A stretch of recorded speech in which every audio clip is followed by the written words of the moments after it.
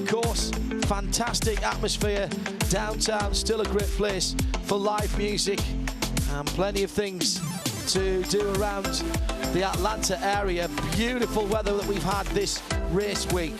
2.5 miles of tarmac defines Road Atlanta. It's been here for quite some time. It's changed very little indeed. There have been some safety improvements, one or two, but not for the last 18 years or so since we've been coming here for the Petit Le Mans race weekend, traditionally the end of the IMSA season. Action areas at turn 1, turn 6 and 7, the far side of the circuit away from us, and down the hill into what I still think of as the relatively new turn 10 A and B complex. Used to go right down into the dip there and straight on underneath the bridge.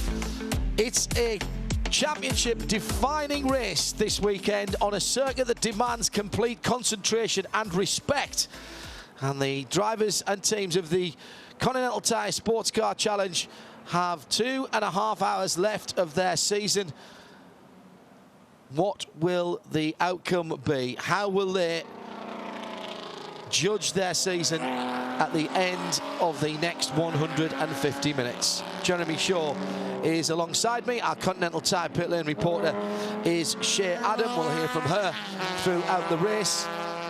Friday afternoons have never looked better. For those of you in Europe just finishing work or heading home for the weekend, joining us now, your timing is absolutely perfect as we are about to go racing. The car's coming round on the first of 2 formation laps. Scott Maxwell getting some heat into the 4 Continental tyres on that Ford Shelby 350 RC. A car that has been a real fan favourite, but shadowed all the way by CJ Wilson and his racing team. Danny Paquette starts in second place. The twin to the pole sitting car, different colours, but the same machine. Pierre Kleinerbing qualified third and will start the 76 Compass 360 racing car in third. Now Cameron Castle's listed in the 12 car on the outside of the front row, Jeremy, and he's made some strides forwards this season. Yeah, and I think this is his best qualifying effort. Certainly, he'd start fourth on the grid, and he was only within a couple of seconds of the ultimate pace. For somebody so new to the sport, that is a stout effort. These cars are not easy to drive. We saw several incidents actually involving the Porsche Cayman GT4 Club Sports yesterday, even in qualifying. So good job by Cameron Castles. On board here with Chad McCumbee, who is going for a second consecutive championship in ST. Different team this season. Last year he drove for CJ Wilson Racing, switching across now to Freedom Autosport. It's been a great season for this team. They had some difficulties in the last round at Circuit of the Americas. There's some gearbox problems, but managed to nurse that car home to the finish in 7th position, which is absolutely amazing. And as a result of that, and the problems for the number 17 machine of Nick Galante and Spencer Papelli, it's now Chad McCumbee and Stephen McAlee who lead by 8 points going into today's final race. And so that is how the championships stand. Drivers, teams and manufacturers championships in the balance, and we do have that manufacturers championship between Porsche and Ford, which if we get a Porsche win and a Ford second, goes down to the ultimate tiebreak, because they literally cannot be separated in their positions across the season if we get a Porsche 1 and a Ford 2 in the overall, Jeremy. Yeah, and my understanding is they will be absolutely tied. They'll have 5 wins each, they'll have 5 seconds each, tied on points, tied on first, tied on seconds. They haven't finished any lower than the second of the manufacturers, so it will come down to a tiebreaker, and that, I'm told, is the highest finishing car, basically the first car to score a win during the season. So that would be Ford for winning at Daytona. Wow, what a way to end a championship going that far. But that is 2.5 hours away. Oh yes, many a slip and fill in the blanks yourself. Side by side under the bridge, heading down towards the 12th and final corner. It's a tricky right-hander at speed, and Scott Maxwell gets on the power nice and early from driver's right. The green flag is waved and we are racing for the final time in 2016, and early on Pierre Kleinebing helps out his Ford teammate. That is Scott Maxwell that leads. Kleinebing through into second in the drag race to the first corner, and already there's an issue. One of the Morsing Motorcard cars going off. That was one of the Murillo cars. Yeah, it's the BMW. Tim Probert. Tim Probert starting that car. Thank you, Jeremy. In fact, just passed by the repaired Porsche Cayman after its problems in qualifying. Not a great weekend for poor Jeff Morsing at all here at Road Atlanta. This will not be on his favourite tracks list. It won't, because he was involved in a crash yesterday. It really wasn't of his making. It was actually Michael Johnson who made a mistake coming down the hill. He let one go past. He tried to move across to take the racing line, hadn't realised there was another car. So they came over the brow there. It is difficult to see, and he hadn't seen the other car, pulled right across into Jeff Mosing, took them both out, and there was a lot of damage to that Porsche Cayman, including some chassis damage. But they've got the car back together again, and he has to start at the back of the field and try and work his way through. If you are just joining us, you're just about on time. You've missed only about half a racing lap here for the IMSA Continental Tire SportsCar Challenge final round at Road Atlanta. ST battles down the hill into the braking area. Mini's well up there as well, but the leading ST, the Porsche, still the 31, just about holding on to it from Drake Kemper in the white Mazda. Battles going on between the 37 Mini and Chad McCumbee, who is battling in front of and behind him, alongside him pretty much everywhere. The 25 Freedom Motorsport car, 7th and 8th being disputed there. Across the line, Scott Maxwell, Pierre Kleinebing, Danny Paquette leads the Porsche Challenge from Cameron Castles in 4th position. Cameron trying out an MX-5 Global Cup car earlier on in the week. Great disadvantage to him to have me as his teammate on the test day. Thanks, Cam. That was thoroughly enjoyed that, and thank you for your help with the filming. I think you've helped him, John, because he had a really good first lap there. Held on in that 4th position ahead of Till Bechtelsheimer, who's got a lot more racing experience, certainly, because he's driven a lot of powerful cars. He's got some vintage cars he's driven. He's done only half of the season, though, in the Continental Tire SportsCar Challenge, and did have an off yesterday in the practice session with Till Bechtelsheimer, but that CJ Wilson team repaired that car, now running in 5th place. Well, what you learn from driving the Mazdas is take more speed to the apex, and that's never a bad thing in any form of motorsport. In the Mazdas, you absolutely have to do it, because you don't have the power to pull you out of the corners and hide any inadequacies you've got between turn-in and apex. And if that has allowed Cameron Castles to be a little bit lighter on the brakes and rolling the car into the apex a bit more, then he's using that knowledge very well indeed at the moment. 4th position for him as he goes across the line now in the body motion Porsche, with half a second until Bechtelsheimer. The leaders, by the way, going up over the top of the rise at turns 2 and 3, with Maxwell, Kleinebing and Paquette. 15 Ford, 76 the dark colour Ford in second, and then the dark grey 33 Porsche. 8/10 of a second between the top 3 as they head down through the S's, one of the signature areas. I think if you're standing at turn 5 looking back down the S's with the cars coming towards you, it's one of the greatest sights in motorsport, really is, and anybody who's at that part of the circuit is getting a treat seeing this field stream through. Down into turn 7 for our leaders. ST, still the Porsche 31 leading from Drake Kemper in that 34 Mazda. Tyler Cook in the 84 BMW in 3rd position. Yeah, he's made a great start, because he started, he's made up 3 positions on that first lap, 4 positions on that first lap to move up into the podium position there. 3rd place in the early stages. Another good mover there has been Jeff Mosing in that number 56 car, has moved himself past 7 or 8 cars towards the back of the field as he tries to work his way forward. The one guy that lost some ground there was Chad McCumbee. He started in the 3rd place in the class in ST in car number 25, and he's now down to the 9th position. But all he's got to do is make sure he brings that car home in a sensible finish, a consistent finish. That'll be enough for the championship. If you are looking for the 21, the 54, the 46, none of those cars started. Ted Giovannis, 10 Spring 2 cars, doesn't start the 2nd car. Michael Johnson in the 54, nasty accident yesterday and pretty much demolished the front end of the BMW. Shame, bad end of the season, bad into a tough season for them, but they had been making progress, which is why that is such a big shame for that team. And the 21 GS Porsche, Peter Ludwig, also with an accident, that car not seen out on the grid or starting the final race of the season. Barely 5 minutes gone then, and Scott Maxwell, Pierre Kleineming and Danny Burkett have a 5-second gap between the chasing hordes, which are led by Cameron Castles in the number 12 Porsche Cayman. He's only got 0.3 of a second though between himself and Till Bechtelsheimer in the returning 35 CJ Wilson Racing Porsche Cayman. And they're heading down towards the braking area for turn 10 at the moment. And a little dive down the inside by Bechtelsheimer, maybe stealing away that position. 4th position.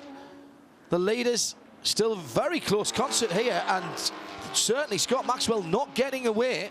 He's got Pierre Kleineming exactly where he needs him to keep that Porsche off his tailgate, and coming through in 4th position, excuse me, is still, no, it is Bechtelsheimer's come through there, so that was a pass down at turn 10A, and Ethan Law's gone through as well. Cameron Castle's demoted to 6th position, so the 3 Porsches changing positions there at the end of lap number 4 in this time-certain race, which has another 2 hours and 23 minutes still to go.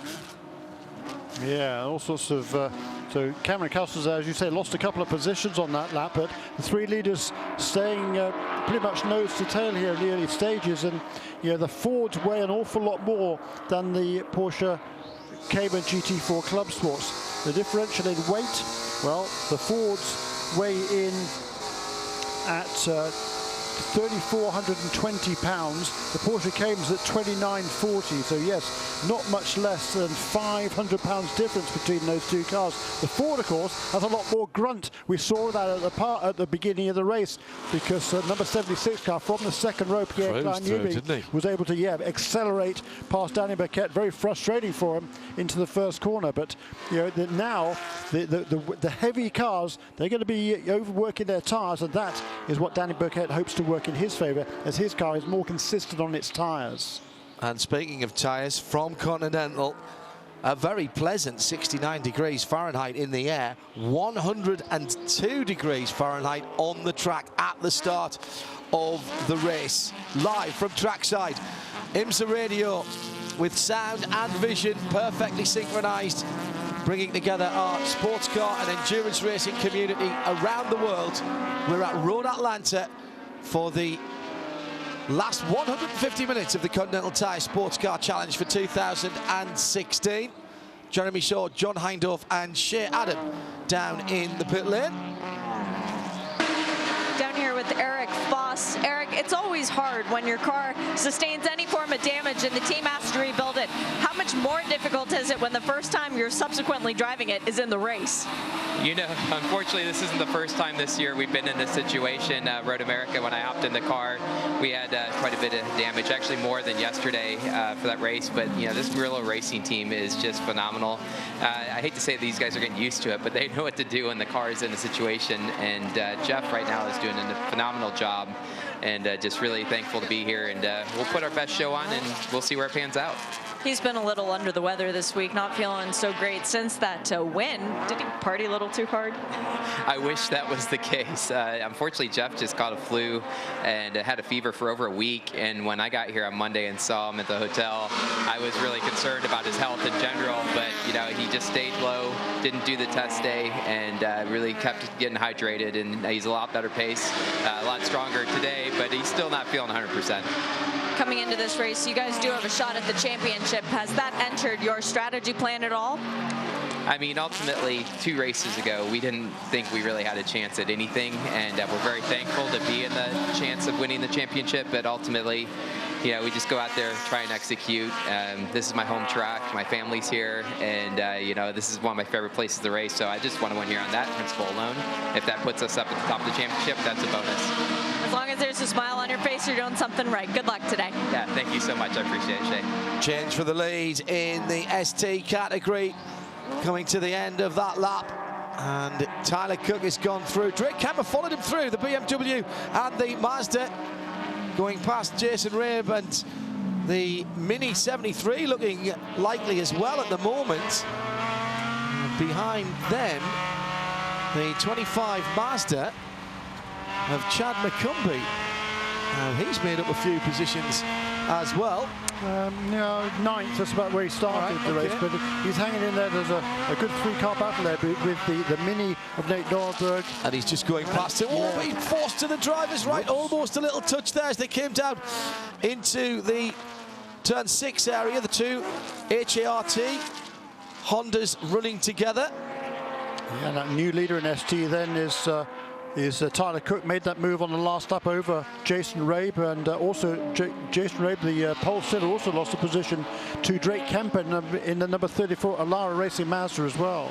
Who just can't live even in the slipstream with the pace of the 84 BMW down the back straight. He was right under the bumper coming out to 7 and ends up at the end of the back straight, maybe 2-3 cars lengths back, and almost outbrakes himself there. That very purposeful looking but plain white second place car. A little mistake through 10A and B has allowed Jason in the black and blue Porsche to gain on the MX-5.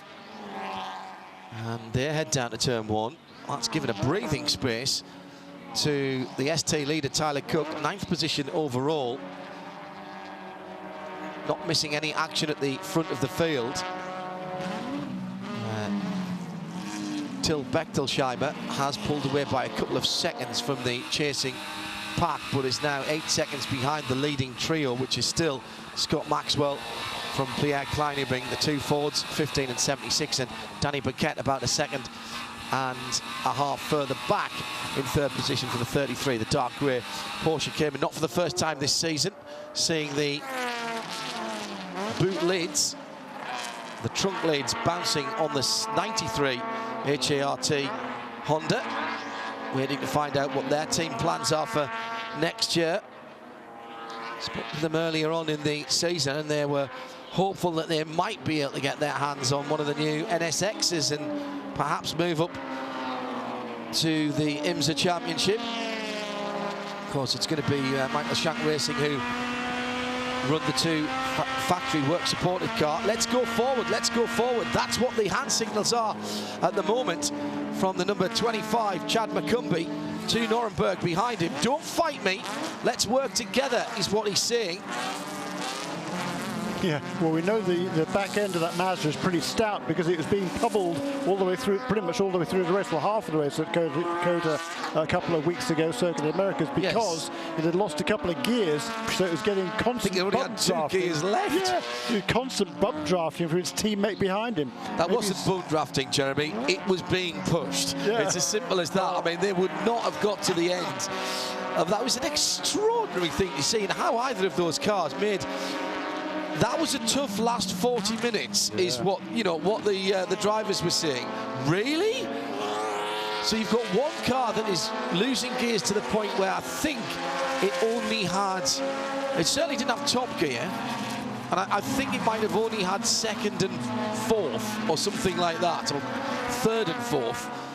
And it was extraordinary that that car got to the end, but to have a spare a thought for the car that was pushing it, barely getting any airflow for 3/4 of the lap, and having the strain on the engine and his transmission of effectively the weight of 2 MX-5s. Now the leaders in ST still together, and again Drake Kemper, huge amount of experience in MX-5s, was right up behind Tyler Cook in the BMW. Leaders are down through the S's in the top part of the picture, and they are very close together. ST leaders coming down to the braking area for 10 in the bottom of the picture. And it just looks like Jason Rabe is coming under pressure from the second of the Minis there, from the first of the Minis, excuse me, the 73 car. And who's in that at the moment? It's Devon Jones, isn't it? Who's in the 73 car. Yeah. Chad Gilsinger and Kevin Boehm who started the 93 and 92 respectively. Yeah, and that Mini has had a string of good results of late, particularly that car, shared by Derek Jones and Matt Pombo. They're one of the two Pombo brothers from the Atlanta area. Their father, Pepe, of course, very, very well known here in the past in kind of similar sorts of cars. Now the Mazda in its natural habitat, the twisty stuff, and is putting some pressure on the leader in ST.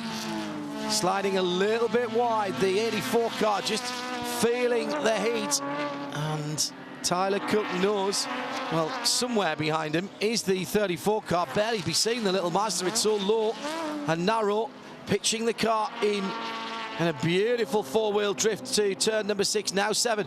And Tyler Cook going a little bit defensive. That might compromise his exit. Yeah, the Mazda's got a good run. Yeah. Right up underneath. Now, can he stay there this time? He's almost touching. He's right in the draft, isn't he? Which is what he needs to do, because the BMW can stretch its legs on the straight, and the little Mazda's going to tuck in behind there, and I hope to get the draft, then maybe dive to the inside on the braking for turn 10. The Mazda brakes very, very late indeed. It's the very light car, the lightest of the ST machines.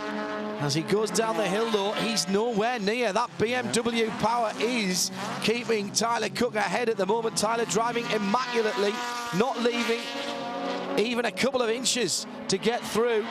And it just appears to me as though Jason Rabe, who qualified on pole position in the 31 Porsche, in third position, is finding a second wind here. He's breaking away from the Mini and now trying to get back on terms with the leading pair. That might make things a bit fruity. Well, yeah, I mean, he's done a really good job as in the beginning of this race as opposed to Jason Rabe, and his teammate who will take over the car for the second part of the race, Devin Jones. He's super fast as well. And they've had a string of really, really good results this season. They had some problems at Daytona in the first race. Since then, every race among the top 10 had a second and a couple of fifths. So they've been doing a really, really good job this season. It has that team in number 73 Mini as well. 3 wide down there at turn 1, by the way. I think the leaders are working their way through some traffic. That's going to be a headache now for the leaders. They work their way through the ST field, and the lap times for the race leader Scott Maxwell, the fastest lap of the race actually was set by Daniel Burkett on lap 2 at 1:31.9, but the race leader Scott Maxwell, his best was a 32.0, then it slipped down into the 33s and the last couple of laps into the 34s. Burkett into second. Mistake by Kleinebing. No, a proper pass into turn 1. Right over to driver's right, and Danny Burkett had to take the curb on the inside. That's how far over he was. Used some traffic as a little bit of a help, but got himself into position nice and early. And Danny Burkett now has cleared Pierre Kleinebing, who's been caught in traffic as they're beginning to come through the middle part of the ST field. And this is perfect ground for the Porsche now. Can they outwit the Ford?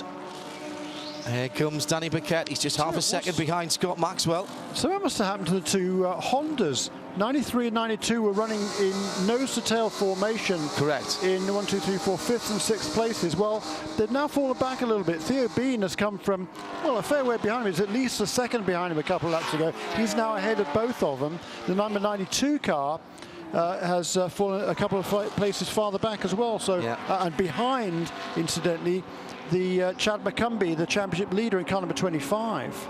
Yeah, he split the two Porsches. There's the TGM Porsche. Ted Giovannis in the 64 car. 46 withdrawn as is standard practice. They practice both cars, but only raced the one now. I think Ted's had a bit of a moment at turn 7. Not the first time we've seen someone try to take too much speed around there, but he managed to get out of the way before anyone came along. And he's got it pointing back in the right direction. Immaculately prepared, the 46 and 64. Down through there. And the leader has changed. We've got the dream scenario for the fans, the nightmare for the statisticians, with Porsche leading Ford. And Danny Burkett gets ahead before turn 7. But here comes the Porsche down the back straight, and the Ford pulls out to the right-hand side. Scott Maxwell, for the moment, doesn't use the power, or can't use the power, not sure. Well, that Cayman's not so much of a slouch, is it? Down into the braking area. Steady on it, Danny. Yes. Gets it done. Pulls out 2 or 3 cars lengths. And CJ Wilson Racing lead the final IMSA Continental Tire SportsCar Challenge race of the season. The Road Atlanta 150. Porsche lead Ford. Baguette from Maxwell. 33 from 15 with Kleineming rather mired in traffic, but he's still there.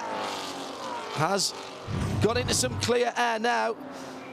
Now it was it traffic that caused the issue? Certainly running down to the braking area. It's a light braking area at turn number 6, and that's a fabulous opportunist manoeuvre from Danny Baguette there. It really is, and you know, taking advantage here of the fact that the Porsche came GT4 Club was going to be easier on its tyres. So we saw Scott Maxwell's lap time dropping away, not so much on the Porsche though. He's able to run a consistent pace, and it was really just a matter of time. And Danny Baguette bided his time nicely, made a great move there to take the lead, and now I think we'll see him stretch that advantage. That's not a heavy braking area, Jeremy, into 6. You take a huge amount of speed through that corner, which is banked a lot more than it looks from our TV pictures. But that is a great manoeuvre from Baguette, and immediately pulls out over a second to Maxwell in 2nd position. In Street Tuner, Tyler Cook leads Drake Kemper, the BMW 84 from the Mazda MX-5 34. Still waiting for the Porsche in 3rd to go through. There he is. 3.6 seconds further back for the Pullman, the 31 car. But the 2 leaders in ST now back together again. Oh, these guys are having far too much fun on a Friday afternoon.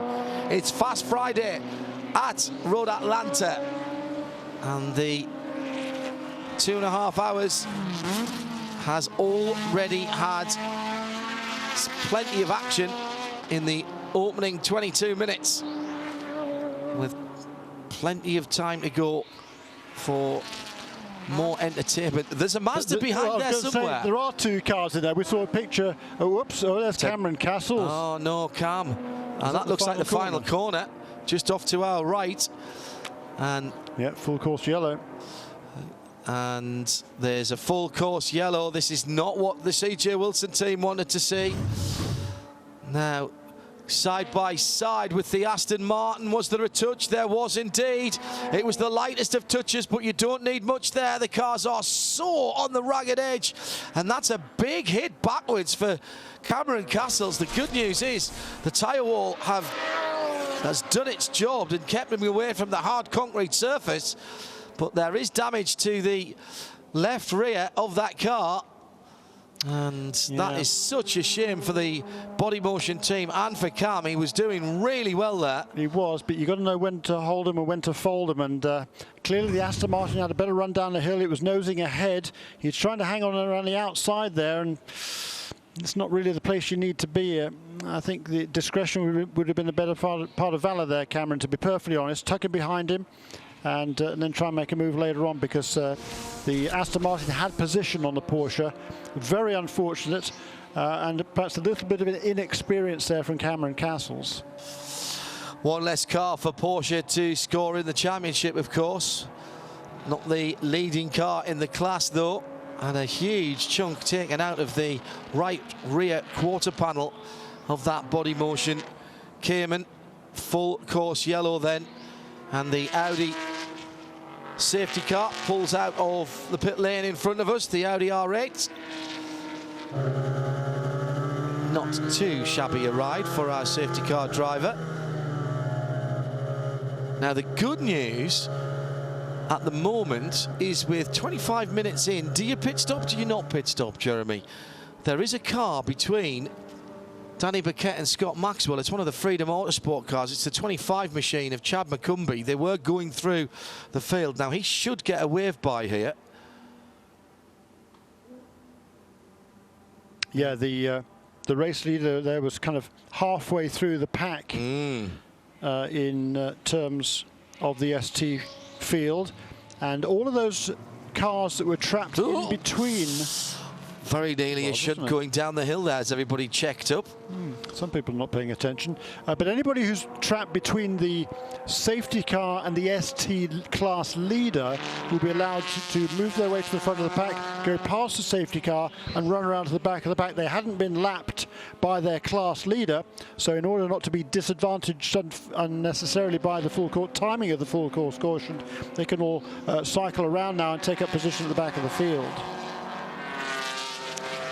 But certainly this will help Jeff Mosing in particular in car number 56. He'd worked his way up into 14th position in ST, having started right at the back in 20 lots basically position. 20 minus 8. 24th position, I guess, something like that. And he's moved his way up into 14th, Jeff Mosing. He's one of the championship contenders. As we see another replay of what happened here. And at full speed, that is a big hit. That is there's a long way between that contact happening and him hitting the wall, and all the way through he's going, oh, I'm going to hit the wall. But thank goodness he hit the tyre wall there. I mean, that absorbed a huge amount of that impact, and the damage might not be too bad, but unfortunately it is stranded in the kiddie leader there, so he's not going to be able to drive it out under his own power. No, and it's going to need a tow out. Mentioned the number 6 Porsche 911. Do we know the provenance of that car? It's a while since we've had a 911 in the field, certainly since Rumbum left. It's not that car, I should say that. No, because this car was last seen. This number 6 car was last seen at Sebring, the second round of the championship. It was entered by the Rebel Rock team. Haven't seen it since then. But I think it's it's not a new car certainly, and in fact this is the last race for which this car will be eligible, the old 997 bodied Porsche 911s. So nip down to Shea for this Continental Tire pit lane report. Who's in the pit lane? Well, I have Darth Kamen leading the way because the 15 stayed out. So Danny Burkett got the position ahead, but now he gives it back. The 35 also follows him in both CJ Wilson racing cars. That was a Ford Shelby. That was the number 76 going past me. Pierre Kleineving staying behind the wheel of that one. The 09 Automatic Racing Aston Martin also into the pit lane. Fresh tires for Danny Burkett. Those are stickers going on to the Porsche. The fueling coming over the other side of the car, reminiscent of what we saw at Circuit of the Americas. Not a direct line for the fuel guy. No problem though, the fueling done very quickly. Tire change still going on. Both cars now have completed their fueling. The 76 still stationary at pit out. The 09 just took fuel, goes back out. The 76 no tires, fuel only. Danny Burkett is done with his stop. 4 fresh tires for that Porsche, and also 4 fresh tires for the 35 as Till Bechtelsheimer hits the stack of tires that was left by Danny Burkett. No damage to that car though. The 35 has now left pit lane as well, and I am left alone. But never lonely, Shea. Always with your own thoughts. Well, I know that the ST cars are coming soon. Yeah, and those voices inside your head. Which normally comes from the booth, actually, in fairness, because we can talk without anyone else hearing. Just coming down to the 30-minute mark, or up to the 30-minute mark, down to the 2 hours still to go. Full course yellow still being cleared. The 15 car out ahead in the field, but of course hasn't done its pit stop. A very sad looking rear end of the body motion Porsche with the rear wheels still locked. I think that car is still in gear, and quite a bit of damage to the panels there. Now the good news is that with the Cayman, of course, the engine is a bit further forward than with a traditional 911, but that means the gearbox is sort of back there. It is the last round of the season, but the Cameron Castle's car is going to need a bit of work over the closed season. Yeah, interesting that the 2 Ford Shelbys there, different teams, of course, Multimatic Motorsports and Compass 360 Racing, elected to split their strategies there. Number 15 car stays out, so that will need at least one more pit stop certainly before the end of the race, as will everybody else, even the other guys that are coming in. The race leader, car number 33, making a pit stop. It'll have to be on pit lane one more time before the end of the race. So waiting for the ST cars to come. The other GS cars that stayed out, by the way, the number 6 Porsche and the 64. And here are the ST cars towards Shea Adam. We only have 3 of them making the way down the pit lane. The number 56, Jeff Mosing, comes in. We heard from Eric Foss a bit earlier that Jeff was feeling a bit better, but a little bit dejected from his racing experience so far this weekend.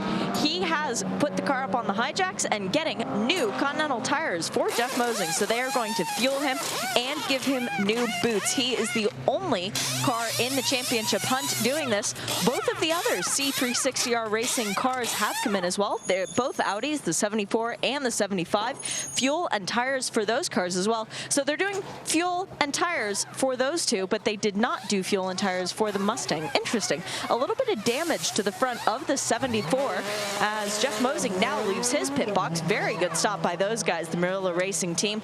And he is going back out. Yep, tires did change on that car. Keep an eye on that one, because Jeff with some fresh tires. Well, we've seen what he can do with the old ones he qualified on at the start of the race. Yeah, curious as you come in now. The minimum drive time in order to be eligible for points is 45 minutes. We've now completed 30. Yeah, 30. So still 15 minutes away from that.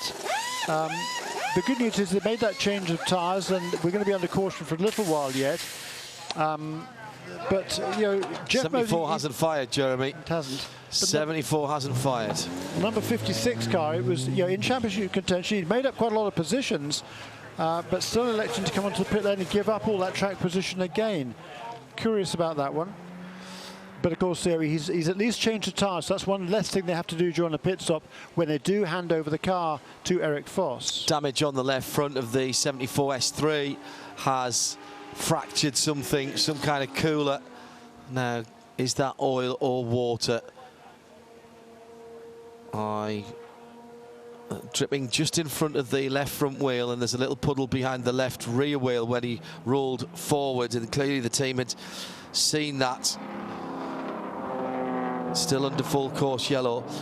Just go through this again, by the way, that Scott Maxwell in the 15 Ford Shelby stayed out, as did the 6 Porsche in second place, as did Ted Giovannis, making up positions after his spin. 74 goes behind the wall, and that might be day done, I'm afraid, for that car. They may try and swap out the cooler and fire it back out for some testing. 4th in line is the 76 of Pierre Kleinebing. Now, how did he manage to get out before the Porsches? No tyres, just fuel, is what I'm seeing, what I'm being told by Shea Adam down in the pit lane. So that was tactical. That's the voice in my head. The very sharp-looking Audi R8 LMS that has our safety car for the Continental Tire and for the IMSA WeatherTech Championship has extinguished its amber lights on the roof out of turn 7 now. The field is under the control of Scott Maxwell. It is great to see a Porsche in GS again. It really is. A 911 Porsche. I've missed that shape. I really have. Yeah, and I have to say, Ethan Lowe's done a really nice job in the first stint. I mean, he was hanging in there with those much newer cars, with a car that I don't think they've done any testing. There's certainly no significant amount of testing. So it's been a fine run for Ethan. He started off the season with a mini team, left there, just a little bit of a cloud, but won't go to that one. And then he drove a different car a couple of races ago, and now back here for his driving his 3rd different car in the last 4 races. Competitive in everything he's driven, though, Jeremy. That's the thing. Clearly a very versatile driver. We'll have to be on his mettle here to put some pressure on Scott Maxwell. The top 4 then, check that, the top 3 did not stop. 15, 6 and 64. Pierre Kleinebing, the first of the GS cars that made it stop.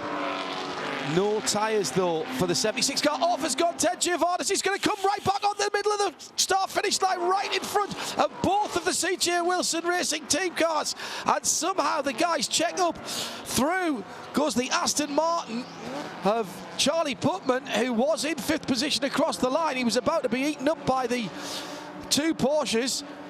But Ted Giovannis getting far too excited, coming to the green flag and going well off on driver's right. He's facing the right direction now, but my goodness, that was close to disaster.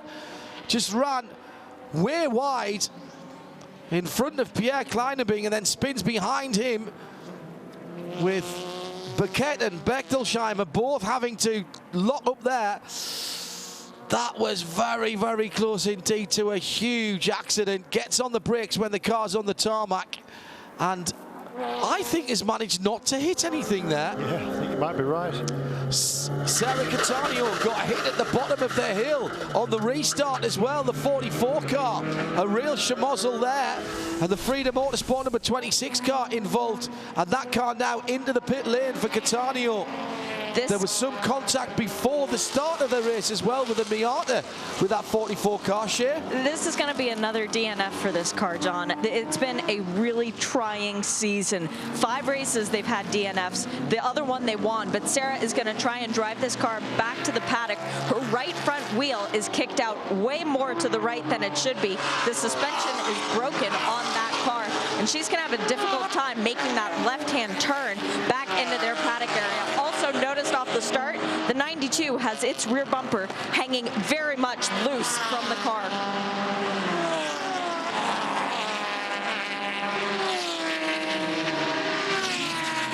Such a shame then for that CDG I Do Borrow team, who've worked very, very hard indeed on that car this year. Having a good chat with them earlier on this weekend up at Marion's. Basically, if you want to find anything out, you don't have to move too far. Sit there, have your breakfast, and wait for everyone to come to you. Hello to Marion, Sandra, and the rest of the team, and thanks for looking after us for all this season. Sparkling as ever. Good restart there by Theo Bean in car number 8 for Rebel Rock Racing. In number 8, Porsche Cayman in ST up to 4th place in the class. And a new 2nd place there as Pierre Kleinebing has dispatched Ethan Lowe and sits in behind Scott Maxwell. So the 2 Fords, 1st and 2nd, with Danny Burkett and Till Bechtelsheimer closing in on the back of the Porsche 911 with the 2 newer Caymans.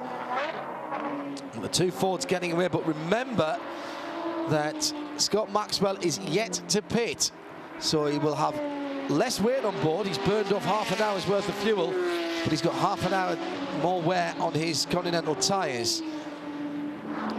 This is not bad strategy by the Ford teams, Jeremy, is it really? Because Scott Maxwell, in terms of the driver's title, along with Billy Johnson, has pretty much got that sewn up once they've got their start and their driver times. The teams and the manufacturers a little bit different, but for the manufacturers, if Ford have got 2 cars on 2 different strategies, it allows them to cover off the Porsches. Yeah, it does, doesn't it?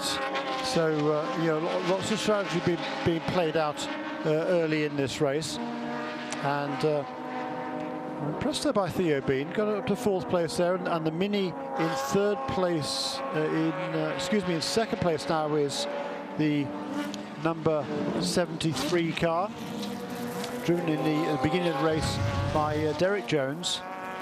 Just shuffling farther back in the pack. Oh, Jeff Mosing pulling off a couple of great manoeuvres on the restart into turn 1. Actually, that's the lap after the restart. He must have passed 4 or 5 cars there, yeah, from the start line to the top of the hill. He's trying that outside-inside move again, driving that like a video game.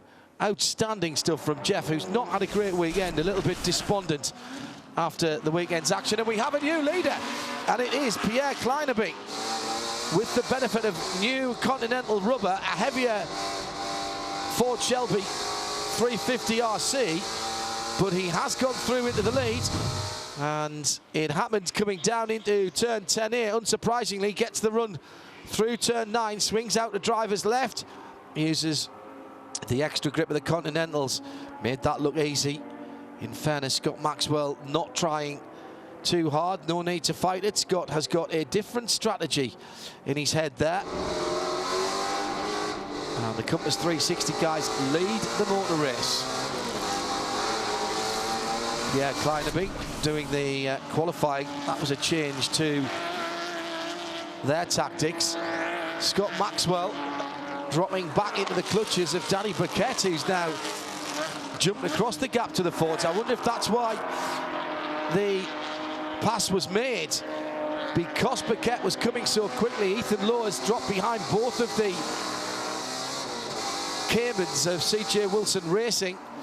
Both of the Hondas have identical damage on the left rear of the car, and the 92 car of Kevin Bourne's got it on the right rear as well. That's extraordinary. That's taking team tactics there. Yeah, that's taking team tactics to the ridiculous degrees when you've managed to run into each other by the look of it. Yeah, I don't know. I mean, it's back end on both cars, but yeah, I think they must. I'm not so sure they didn't run into each other on lap 10 or 11, because all of a sudden they have been running absolutely nose to tail, and then all of a sudden they lost a couple of positions. So I fancy something must have happened between the two of them, and that isn't what Chad Gilsinger was hoping for, because he's still got, well, a very outside chance of the championship in car number 93. He's 20 points behind the leader, Stephen McAleer. He needs all sorts of stars to align to have a championship chance, but you know, he's still in it. Well, and we've seen odder things happen when people come from way back on the grid to take points wins. 1 hour and 49 minutes remain, and the battle for second is joined.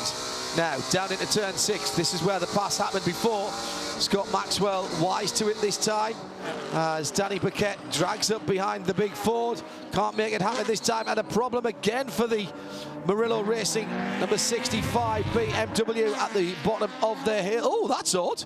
Coming out of 10B, just looped it round right in the front of Jeff Mosey. Oh, that would have been the perfect end to a disastrous race event, wouldn't it, if the two cars from the same team had got into it. Just managed to avoid that. At IMSA Radio, if you want to get in touch with us. Jeremy. And the number 56 car, by the way, is back up now into the, what positioning class? 15th, I guess. Yeah, 15th for Jeff Mosey. So just one position farther back than where he was before he made that pit stop a little while ago under the caution period. And we're now just a couple of minutes away from the 45-minute mark. That's the minimum drive time, and I would expect to see some drivers making pit stops around about then to get the particularly the kind of pro-am lineups where there's a discrepancy in speed between the two drivers, get the quicker driver out into the race. In the meantime, it's Pierre Klein who's been taking advantage of those fresh tyres to some nice consistent laps, low 34s in front of the field. Here on ST, it's now Tyler Cook who's pulled out to a good lead over Derek Jones in second place. Theo Bean done an absolutely magnificent job there to be third for Rebel Rock, by far his best performance. Just getting better and better though is Theo. Nate Norenberg and another Mini right behind him. Then Jason Rabe, who's still in that battle, and then Chad McCumbee, the championship leader, is running in 6th place now. There are hints of action beginning in the pit lane. A couple of teams starting to make sure that fresh tires are up on the wall, starting to make sure that their fuel hoses are not tangled and can extend as full as they need them to. Again, with this pit wall being on the wrong side or not the normal side for this season. But I haven't seen any drivers helmeted yet, John. That's been the interesting thing. Billy Johnson still on the pit box with balaclava and helmet in front of him, not yet donned. And thank you very much to the Multimatic Motorsport team. They have chocolate chip cookies that they gave one to me, and that was very, very much appreciated at this point in the race. But no, we're not seeing too many drivers getting ready for the stint. It's not a hot day. You don't have to wait until the last minute to get ready. But the other thing, John, this pit lane is not the same as the IMSA pit lane as it's been all season. So we've seen a lot of pop-up tents and even a lot of teams who don't have that pop-up tent for this weekend, and a real lack of monitors. A lot of teams wondering what's going on and only finding out when their driver tells them. Thank you, Shea. Shea Adam down in the pit lane for us. Is that Continental Tire pit lane reporter. And some great battling in ST. But ultimately no positions changed. So still the Mini, the Nuremberg Mini with Theo Bean behind him, third and fourth.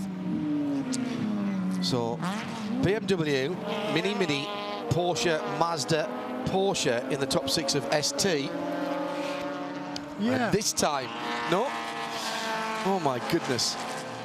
Very, very close indeed, down through the S's between the 8 and the 37. And the 8 finally goes through. So Theo Bean makes up that position in the Rebel Rock Racing car. And the 25 Mazda is right there as well for Chad McCumbee, trying to have a little look. Anytime you hear a screaming engine, that is almost certainly a Mazda.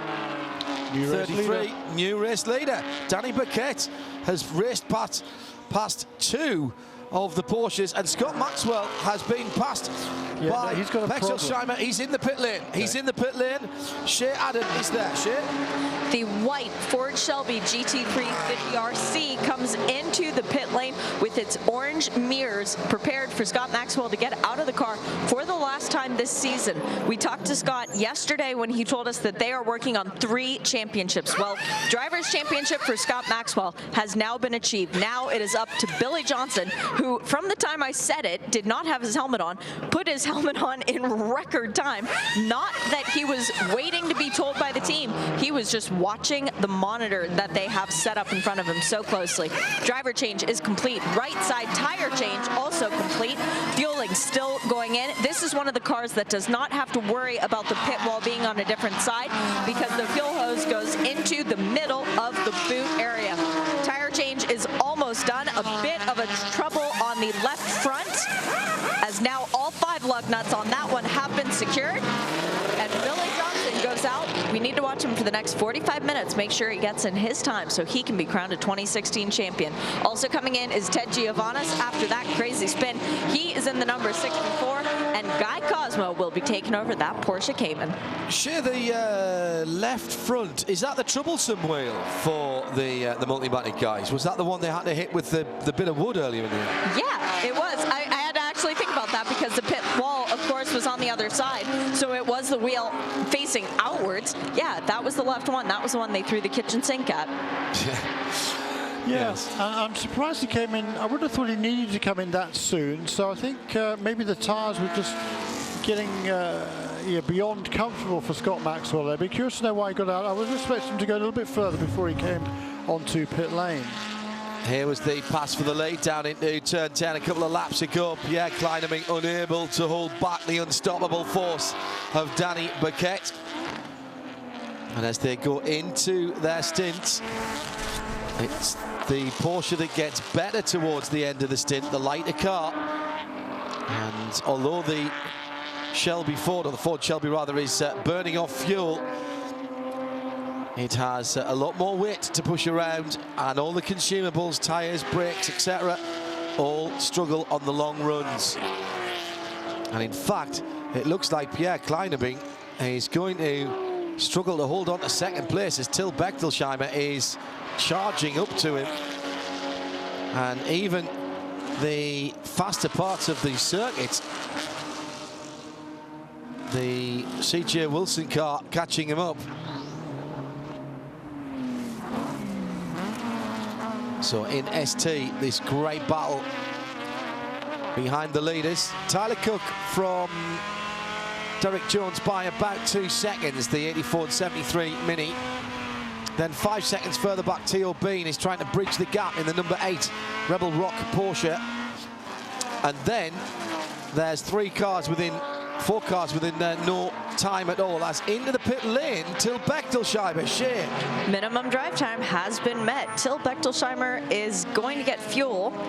He's not getting out of the car, though. This is a fueling issue. He must not have gotten a full tank when he came in for his pit stop earlier. No tires going on to the car, and Till just nodding his head, being told something by the team. Fuel now going into the car. Now it's complete. Fueler runs back around to close the little gas cap, and Till goes back out. Well, I've got a quick second, John. Let's have a word with Owen Trinkler, because Owen, man, it's been one of those seasons. You're going to look back at 2016 and go, we got 2 wins, right? Yeah, I guess we got to keep reminding ourselves, Shay, that we do have 2 wins, but I can't thank Joe and Sarah enough, and my boys, and they work really hard, but they don't deserve this at all, and it's nobody's fault. I mean, we just got to support each other, and we'll support. I'm not really sure what happened. I haven't really talked to Sarah. I know she's probably pretty hard on herself. I don't think it's really anything she did, just the way the accordion effect happened there at the start, and took us out with the steering rack.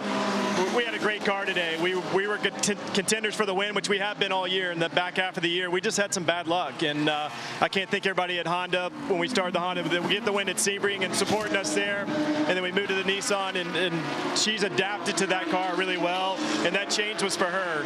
And so I can't thank them enough for everything they've done for me. It's been kind of a comeback year for me. I've been in this series a long time, and we broke some records this year for me with the start. So it's been fun, but man, I'm ready to get to Daytona, get to the off season, take a few months off, and then let's go to Daytona and see what we can do. So we are going to see you back for 2017 with the Nissan? You know, I think we're going to be back. I'm not for sure what car we're going to be in. I'll let Joe and Sarah decide that as we go in the off season, but I know I'm going to be back with them, and we're going after that championship. This is the first year that we finished outside the top 5 when we run a full season, and my guys deserve to get up there and compete for the championship. Can't wait to see you in 2017. Thanks, Shay. I always appreciate it. Yeah, super characters there, Owen Trinkler and Sarah Catania and Joe. They're just great ambassadors for the sport amongst anything else. Tremendous enthusiasts. Some super battling going on here in ST. We're on board there with Chad McCumbee, who's finally found a way past Theo Bean, who's got his flashing lights on there, not quite sure why. And the Mini tucked in there as well, dicing with them. So Chad McCumbee all of a sudden now is making a move towards the front. And the number 34 car that was with him, there goes a Mini, by the way, past Theo Bean as well into turn 1. Not quite sure what happened. Yeah, there was a bit of a side swipe there as well. There was another Mini up there, early stages, Drake Kempe. He's fallen way back. Don't know, well, yeah, 43.6 last time around, so I think there must be some sort of a problem again with another of the Mazda MX-5. He's falling way back, but Chad McCumbee certainly is not. He's really mounting a charge now over the last few laps to get himself into now the 3rd position. If there is a problem with the Rebel Rock racing car of Theo Bean, it's intermittent, because he seems to lose pace and then immediately pick back up again. It's a really odd one, because he's been super competitive and been able to pass in all sorts of places, and he's going to go up the inside at 7. Oh, don't squeeze him down there. Nicely done by both. And the 37 Mini has to give best there. And again, bit of side drafting. Now come on, fellas, play nicely. Down the back straight. Porsche versus Mini.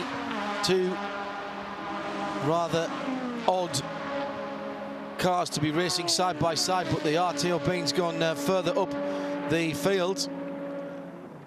So Justin Rabe and Norenberg battling together, and it's the Mini. Norenberg down the inside again and braking super late in that little front wheel drive John Cooper Works machine. Been a really good year for the Mini team. Mini of America getting involved. We're seeing cars in the Mini Corral as well.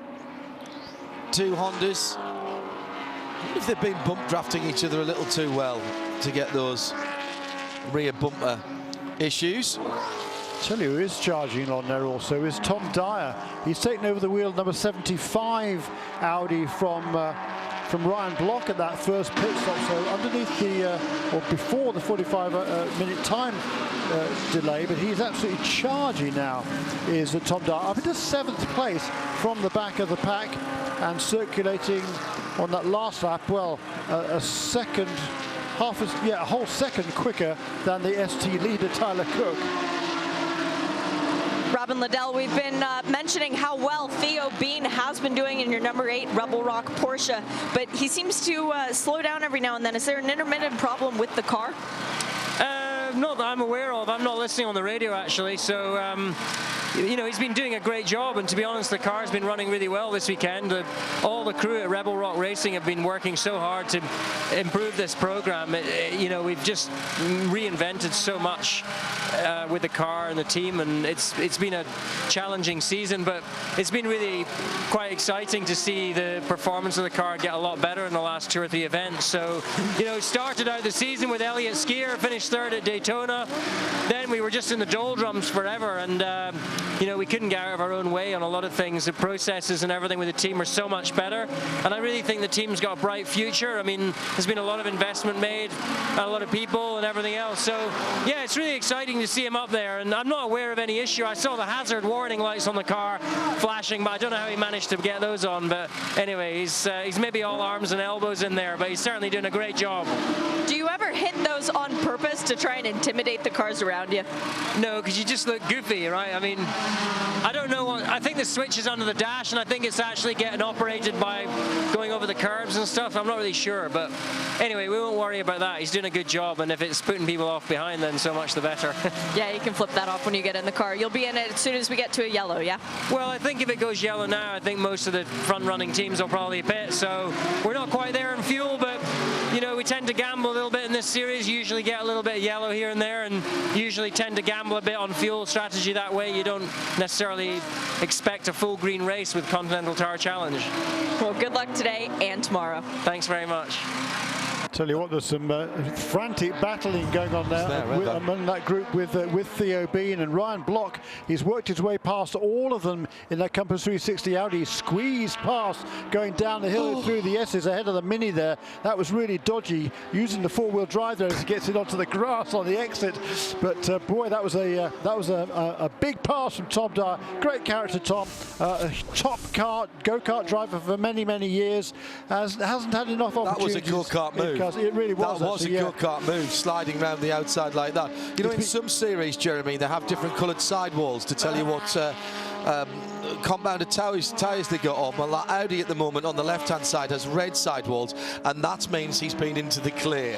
Yes, that's exactly right.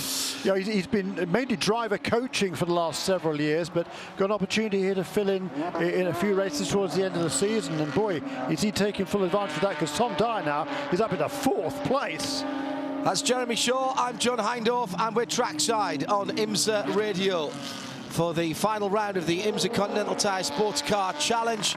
It's the Road Atlanta 150 pit stops, and Liam Dwyer into the pit lane. Shea Adam. He's got a long way to go, because their pit box is almost at pit out for the Freedom Autosport team. Liam coming into the pit lane for the last time in the 2016 season. His driving duties will be done, because Andrew Carbonell is ready to take over. Jumps off the wall, the crew goes to work. They are putting the right side tires on first. 5 lug nuts to come off, and then 5 more to come on. Fueling going into this car, much the same as the Ford. The fuel goes into the back of this car. No issues with the pit wall being on either side. Totally doesn't matter for these guys. Liam is out of the car. Andrew Carbonell has now strapped himself in. He is ready to go. Had a good chat with Andrew last night. He said he wants to finish off the season strong. Yeah, they want to get the win for their teammates in the number 25 in the championship, but they also want Mazda to finish well up. Tire change now done on the number 26. Just waiting on the left front. Again, the left front being a problem tire, but now it's done. Car is off the jacks and back out on course. While that was going on, Shane, we also had a pit stop for the number 6 Porsche. Ethan Lowe bringing that car in, and sorry, Jeremy, go ahead. Yeah, no, from 3rd place. From 3rd position, yeah, sorry, yeah, and back out onto the circuit. It says that Ethan Lowe stayed aboard that car. Okay. He's going to drop down to the bottom end of the top 10. Here's how it stands then, with and confirm that Ethan Lowe did stay on board there. 90 minutes of racing in the 2016 season to go. Danny Burkett leads and is about to come round and put a lap on the number 25 Mazda of Chad McCumbee now behind the wheel. That's 3rd in the ST class, 8th overall. He's got 13 seconds on Pierre Kleinebing in second place, with Charlie Putman in third for Aston Martin. He's another 20 seconds further back. Now we wait for Till Bechtelsheimer to come through, who is in fourth position, ahead of Billy Johnson in sixth, but in fifth by about 8 seconds. And it's a 69-second gap between the two CJ Wilson Racing Porsches. Not sure of the tactical advantage of bringing Till in, so I'm with Shea that something might have gone wrong, unless they want to cover the Ford, but they're still going to have to make another pit stop before the end of the race, of course. GS cars, no way can he go that distance, even with the help of some yellow flags. Danny Paquette, a real find, Jeremy, this season in the 33 car, and really cemented his position in the team. 14 seconds to the good at the head of the field. Yeah, he's done a fine job as Daniel, certainly coming out of the open wheel ranks this season. He got this opportunity with Capital One and CJ Wilson Racing, and grabbing the bull by the horns. He's not put a wheel wrong in this race. He's bided his time nicely in the early stages, made that decisive move. The team brought him in for that early pit stop. He's worked his way back through the field, not made any mistakes, took the lead, and is now romping away, literally at the front of the field. 3 seconds quicker than Pierre Kleinebing last time around. So he's doing an absolutely excellent job there. In ST, meanwhile, Tyler Cook leads comfortably at the moment from Derek Jones. Chad McCumbee in third place. Tyler Cook, Tom Dyer, is closing in pretty rapidly there in the fourth place. And a second of the mini is Nate Norenberg. He's done a fine job as well in car number 37. He's worked his way past Theo Bean and the pole sitter Jason Rabe. And behind them now in eighth place is Jeff Mosey, who's really done a great job after taking on those fresh tyres during that pit stop under yellow, as we see a spin for Ramin Abdul Vahabi, who is running 17th position in ST. Impressed with Till Bechtelsheimer since he came out of the pit. Remember, he didn't take tyres there, so Billy Johnson behind him is on fresher rubber.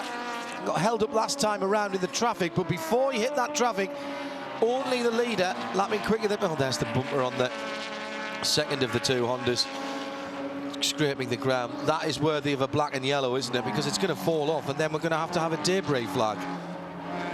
Yeah, the first one's bad enough. The second one's taking the mickey. That needs to there you go. It's fallen off now. And has it damaged the car behind him? Well, and is it sitting in the middle of the track, Jeremy? You know, I'm afraid that's well, what you... frustration from us as commentators. There is a race official, I'm told, down in their garage area. At IMSA Radio, of course, if you want to get in touch with us. Just under the 90-minute mark now, as the ST field is still being led by Tyler Cook, back to the front in that BMW from Derek Jones in second place. Then Chad McCumbee in the screaming 25 Mazda. Brilliant drive through the field for the 75 Audi. Chad McCumbee in fourth position, then the Mini, the 37 car, and the top six, the number 8 of Theo Bean. And there, of course, there's the full course yellow. Oh, how annoying is that? Well, it certainly isn't annoying for Ramin Abdul Vahabi if he's able to stay on the lead lap. I'm not quite sure whether he is, because he's just brought that car onto pit lane before the full course caution. They've got a black and yellow, that 992, for the rest of it, so this doesn't happen again. The guys at the head of the field will be absolutely steaming about this. The 33 GST, CJ Wilson, have built up a lead of almost 20 seconds, which is going to go begging now, because that Honda should have been in the pits 2 laps ago when that first happened. That's frustrating. Yeah, more frustrating for me, quite frankly, is the fact that it was flapping around there. If it had fallen off and fallen off underneath somebody's wheels and caused an incident, that would have been even more upsetting. Either or, that's a black and yellow all day, a black and orange flag all day. Yeah, no question. As soon as it started coming off, it's a black and yellow. Doesn't really help anybody apart from any. Who's the ST? Well, hour and a half. You do an hour and a half in an ST, Jeremy, round here? Yeah, round about, because this is going to be a caution period now. It'll be a full caution period, so we'll have the wave around, then we'll have the pit stop, so it'll be probably 15 minutes. So yes, they can get to the end from here. So it's good timing for all of these ST contenders, and really good news, particularly for Jeff Mosing, who's worked his way up into 8th place in that car number 56 for Murillo Racing. We're watching that Mosing Motorcars Porsche Cayman now on screen, and it's been a fine drive by Jeff. He hasn't been feeling well. He's had a couple of incidents earlier in the weekend in 2 different cars, one of which wasn't his fault, one which was. But there's a great bounce back by him today, and interesting strategy. I mean, he's made his way halfway up through the field before the first full course caution. The team actually did bring in fresh tyres, send him out again, and I must admit, I wondered about the wisdom of that one, but he was. He has risen to the challenge, worked his way all the way back once again from the back of the pack into the top 10 in 8th place. And now he will hand over to Eric Foss, and Eric can go for the win at the front of the field. Meanwhile, the number 17 car of Nick Gallant is running in the 14th position. The championship leader is 4th. Now in GS, we might see a bit of tactics for the Porsche teams this time around. If I was CJ Wilson, I'd leave Till Bechtelsheimer out there. He was only in for fuel 10 laps ago. Now he's on older tyres, yes, but he doesn't need to come for fuel, and he could go to the end with one more pit stop. They need to put Tyler in, of course, but that they could do at the last pit stop. So I'd still leave him out of the position at the moment. Big cleanup going on. Fixing the wall at the exit of turn 5 on driver's left. A big bundle of tyres has gone missing from that. How's that happened without us noticing? So the Porsche Cayenne safety vehicle has picked up the remnants of the bumper, or at least has moved it off the racing line. It's one of our rapid response vehicles for IMSA. That's the GTS version of the car. There's a turbo as well that we have on the fleet. The official safety car of the 19th Petit Le Mans is the Audi, and that has picked up the field. Right, full course yellow. Shea Adam is on her blocks like Usain Bolt, ready to cover that pit lane in front of us. Let's see which GS cars come in. Who's looking the most likely, Shea? The answer to that would be the 76, who has Paul Holton up on the wall with his bright yellow gloves. He's easy to spot, but also down for the Porsches, I do see a bright yellow and blue helmet up on the wall. Now, because Mark Miller wears those colors, I believe that's him. Don't actually see Tyler up on the wall yet, so I do see the pit board for the 33, not the 35, so it will just be those two. Mark Miller's turn now to take over the number 33 CJ Wilson Racing Porsche Cayman, affectionately known as Darth Cayman. That is a split strategy within this team and within the Porsche brand.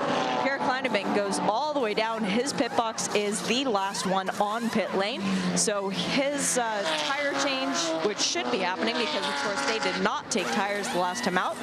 Yep, they run around his car with 4 new Continentals and give him fuel. The 09 also made its way in, the Aston Martin, and the 15. Now, the 15 does not have to do a driver change. They do have tires prepared, though. They will be doing a 4-tire change. 4 new Continentals for this Ford Mustang. The tire change is nearly complete on Darth Cayman. They give a quick sweep of the vents. The fuel is done. Mark Miller is done with his stop. 15 is still up on the tie jacks, getting the right side tires changed. The fuel lid goes down on the back of the number 76. Tire change almost complete on that. Paul Holton now installed in that car. Now they drop drop it off the jacks. It is Mark Miller who beats out Paul Holton back out onto the track. The 09 still up on its high jacks, waiting to be let down. The 15 still doing its tire change. Now it's done. Billy Johnson goes out, and the 09, Charles Esplanade, will beat him back out on the circuit. So Till Bechtelsheimer did not come down the pit lane. The 35 did not come in. No, I think that's smart strategy. I really do. We'll get the ST cars round the next time. And when the 37 car comes in, 5th position, the Mini, the pit crew working for that team this weekend are all part of the Hire Heroes program, so are all vets. Hire Heroes USA, and the fueler, Marcia Dickerson, is a female vet, so we pass on our thanks for their service to all of the 37 crew and that fantastic initiative of Hire Heroes USA and the 37 team as well. Still got an hour and 20 minutes of this race to run, and here comes the ST cars. Shea Adam. Oh boy, this is going to be fun. The 84 is coming down the pit lane first. That will be James Clay getting into that car because Tyler Cook's duties are done. We have championship leader Stephen McAleer on the wall, prepared to take over for championship leader Chad McCumbee. He has his game face on. The number 73 pulls into its pit box. This is the car that finished second in the race last year, as Derek Jones and Matt Pombo swap out. Number 25 comes in and hits its marks. The number 17, the RS1 Porsche, that is second in the championship coming into today's event. Nick Galante behind the wheel. He won't be for very much longer, though, because hometown hero Spencer Pumpelly has jumped over the wall. Everyone up and down the pit lane doing tires and fuel except for the Hondas. Both of the Hondas are in at the same time. The 93 getting service before the 92. This is relevant because they only have one pit crew. The engine you're hearing being revved is that of the number 25. Wheels are not moving on the jacks, though, so everything is okay. 93 service is done. They have given sticker tires to the front of that car. Ryan Eversley now behind the wheel. Now the fueling can begin for the number 92. Fresh tires will be going on that, as well as Cameron Lawrence. The 56 is back out. Great stop by the Murillo Racing guys. Eric Foss behind the wheel of that one, as the 27 goes back out. Britt Casey Jr. now installed. The 34 with Kristen Simchek also goes back out the pit lane, and suddenly something that was very busy is kind of calming down a little bit. The 93 still on the pit lane, of course, because they had a traffic jam to wait for their turn at service. There are a lot of crew guys picking up a lot of lug nuts left on this pit lane. There are many sticker tires out there right now. Thank you, Shea. Oh, Cameron Lawrence is left with the boot lid up, John. It won't close because the bumper isn't there. Ah, that's a shame. So Cameron Lawrence down in the pit lane. Well, very busy then down in pit lane with Shea.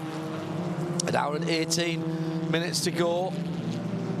I suppose one man's meat is another man's poison. The tactics at the front of the field rather broken up by that yellow flag. Unnecessary yellow flag, in my opinion. That Honda should have been taken off the track before then by race control. However, the ST guys get the break, and they come in to take their pit stop. Closes things up at the front of the field as well, in fairness, giving us an interesting sprint to the end of the lap. But that's a safety issue there, and that worries me. You can't have pieces of a car's bodywork being trailed around for several laps before they fall off. Let's have a look at the back of that 93 car. Well, the guys have fixed the back of the 93 car there, but there's debris all over the circuit from those two Hondas, and there's a puncture risk, as well as the fact that we've broken up the race, which was really in a nice rhythm there. However, let's leave that conversation for another day. You have to play the cards you're dealt at the front of the field, and I like the response from CJ Wilson as they've split the car with Till Bechtelsheimer only in 10 laps before that yellow flag came out. The whole of the rear end of the 92 car has been stripped down, but there's still something flapping at the back of that. As he comes round to rejoin. And looks like there's a bit of negotiation between 3 cars heading up the hill as to who should be in what position, but they've kind of sorted themselves out. Yeah, the number 75 car. Yeah. Not sure, did it stayed out one extra lap, or had it made an extra pit stop? Because we saw 2 other cars there, which was number 18 Carvary Aurora Strauss handing over to Justin Piscatel. They stayed out a lap too long, so they're going to go right to the back of the pack, which is actually where they were beforehand, so it doesn't really make a lot of difference. It cost them a few positions. Ditto the number 65 car.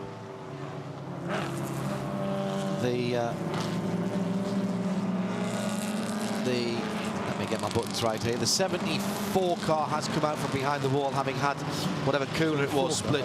Fixed. 75 car I'm worried about, because that was in the top 4. It was running in 4th position, wasn't it? Yeah, 3rd or 4th, yeah. And for some reason went 1 lap further, as you rightly surmised, Jeremy. Yeah, but I think it came in twice. I think it came in on both of those 2 laps. So you are right. You are absolutely right. It's got 3 stops to everyone else's 1 or 2. So that's, I mean, that was potentially going for the win there, because I don't know why. We need to find out why that car made an extra pit stop. That's number 75 for Tom Dyer, because he was absolutely flying. And that strategy seemed to be just about right. I mean, they in order to be classified at the end of the race, they're going to have to make 1 more pit stop to put Ryan Block back at the wheel of the car, because he hasn't completed his minimum 45 minutes. But still, now he's going to be right at the back. It's Tom Dyer again in 17th place. Meanwhile, then, to reset the order in ST, it's Stephen McAleer, the championship leader, who leads over Ryan Eversley now. As Honda's taken advantage of that huge slice of good fortune. Ryan Eversley now in 2nd place. He won this race 2 years ago. James Clay has taken over the wheel of the Pole City car. That's the Bimmerwell BMW in Cunningham 84. He's in 3rd place ahead of the number 73 Mini. And that is driven by Matt Pombo. Behind him is Eric Foss in number 56. Murillo Racing Porsche Cayman, having taken over from Jeff Mosing, who drove the first stint and worked his way brilliantly up from the back of the pack. And then the other Pombo brother, Mark, is in 6th place, so 2 minis again in the top 6.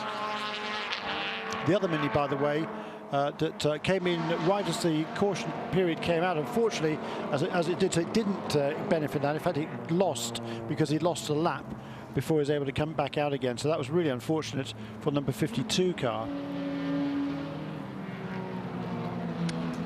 So, 1 hour and 13 minutes remaining. You ready? Oh, yes. Yeah, just a little sprint to the finish. The ST battle should be interesting. And Stephen McAleer leads the race and the championship, but he's going to have some hungry guys behind him. At the moment, 2 Porsches are at the head of the field with Till Bechdelsheimer and Mark Miller. Let's go down to Shea. Jeremy, you ask a question. Our Shane Bolt dashes down the pit lane and finds the answer. That was from your mum, Shea, so don't blame me for that one. Oh, thanks, Mom. Thanks for that. Yeah, I went and asked Carl Thompson. Very, very kind of him to take the time to answer, because he is on the radio to his driver. They have a balance issue in the car right now, and it's getting worse. They're going to have to drive around it, but they came back in to see if they could get it.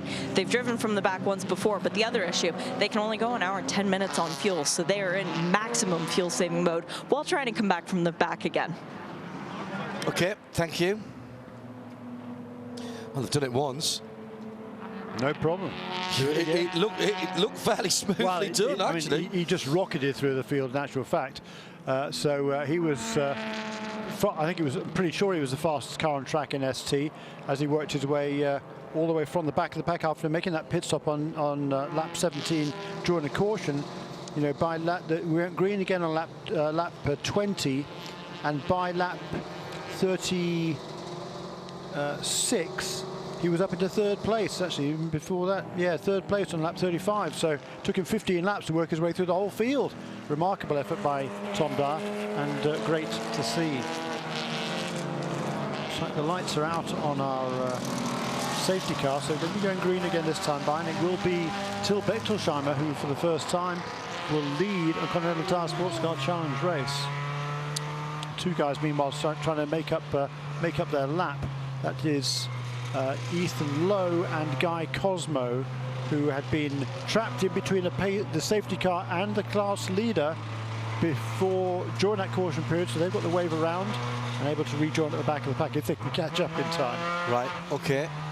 So Till Bechtelsheimer with slightly less fuel but slightly older tyres than the cars around him.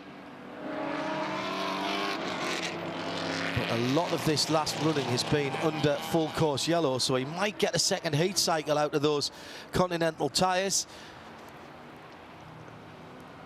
26 car looking, oh dear, Shea Adam. The crew just called for a new battery post. Apparently there's been some intermittent cutting out for that car. Oh, and Andrew Carbonell just shut the 26 off. They did put fuel in the car, but I don't think he's going to make it out in time for the green. No, that is awful luck for Andrew Carbonell. Thanks to Andrew for his help. And there's been a lot of mechanical problems on those cars lately. Yeah, and they're very highly tuned, those little four-cylinder engines. They're getting a bit long in the tooth, to be perfectly honest. Well, that's true. Some of these cars, and I know that Freedom Motorsport team, that they're based here, they were up late last night making sure the number 25 car has as many new parts as possible, John. And it looks like that car is not coming back out. They didn't want him to go down late. That big sideways slide by Mark Miller as he came to the green flag behind his teammate. It's 3 wide going into the first corner, as down the inside Paul Holton will try and retake the lead for Ford. This has championship implications as he goes past both of the Porsches. Till Bechtelsheimer can't live with the guys on the newer tyres and has to drop down through the field just a little bit. Big slide by Paul Holton this time, as it's side by side. Well, very bad luck for Porsche and for CJ Wilson. But Mark Miller now has to hold on to the lead. I can't really see why they wouldn't have brought Till Bechtelsheimer into the pit lane. He's now on older tyres. He's still going to make a pit stop to make the driver change. Tyler McCoy has a lot more experience. He would have been on the same strategy then as anybody else. Don't quite understand that one, to be perfectly honest. I wonder if the... Oh, big slide by the leader, and he's gone wide. And it's the Porsche back in the lead again, as Paul Holton loses the lead at turn 7. Went far too wide there. And he's dropped down behind Billy Johnson now. So it's Mark Miller from Charles Espenlaub in the Aston Martin. And the Aston Martin comes down the inside, dragging the Ford with it. Who's latest on the brakes? Answer is Mark Miller, but he's going to have to try and tough it out around the outside of 10A. Gets to 10B first, makes the right-handed turn. This is going to be a dash down the start-finish line as Espenlaub goes to the right-hand side, squeezes the Porsche out, and it's going to be Billy Johnson squeezing down the inside as well. All 4 cars within nothing at all as they go across the line. Porsche's got to get to the inside here. Can't do it. Needed to try and block Paul Holton coming down the inside. Billy Johnson there as well. Espenlaub, Miller, Johnson, Holton. Till Bechtelsheimer is just behind them by about half a second, going over the top of the skyline at 2 into 3. This is where the Porsche excels, but it's sandwiched in between 2 of the bigger engine cars. Great run by Charles Espenlaub, and great, Jeremy, to see the Aston Martin leading the field. Brilliant, absolutely fantastic. I mean, that was incredible racing amongst this group. We can see that there's a mistake by Paul. This is the first time he's been given the opportunity to close the race. So I was talking to Carl Thompson about that earlier in the weekend, because generally it's Paul who qualifies the car, and then Pierre Clan-Newby, the more experienced driver, who finishes it. But he wanted to give Paul an opportunity here. He kind of had it there. He took the lead briefly, but unfortunately he's given it away again. But it's still been a great performance by that team. But what an opportunity to move there by Charles Espenlaub. He's one of the veteran campaigners in this field. Driving with Charlie Putman, who does a nice opening stint there. Very good. And now Charles is in the lead of this race. He won't want to give it up either. Meanwhile, back in ST, it is still Stephen McAleer who leads. Ryan Eversley in second place, and Eric Foss, he's already made up 2 positions now, up in a 3rd place in that number 56 Porsche Cayman. Yeah, they're heading down to the brickyard at 10A as well. Espenlaub less time around at 33.9, 34.6 from Mark Miller. Getting interesting right throughout the field. Still more than an hour to go. An hour and 7 minutes. ST lead battle comes streaming through, and Eric Foss back up into third position. That pit strategy paid off for the 56 car. Right in behind the number 93 of Ryan Eversley. Keep an eye on the back of that Honda, make sure nothing else falls off. Yeah. And incidentally, the number 35 car, the CJ Wilson entry, I gather that Tyler McQuarrie is suffering from some sort of neck spasm, so he's not very comfortable, and that's why they're limiting his driving time. Right, okay.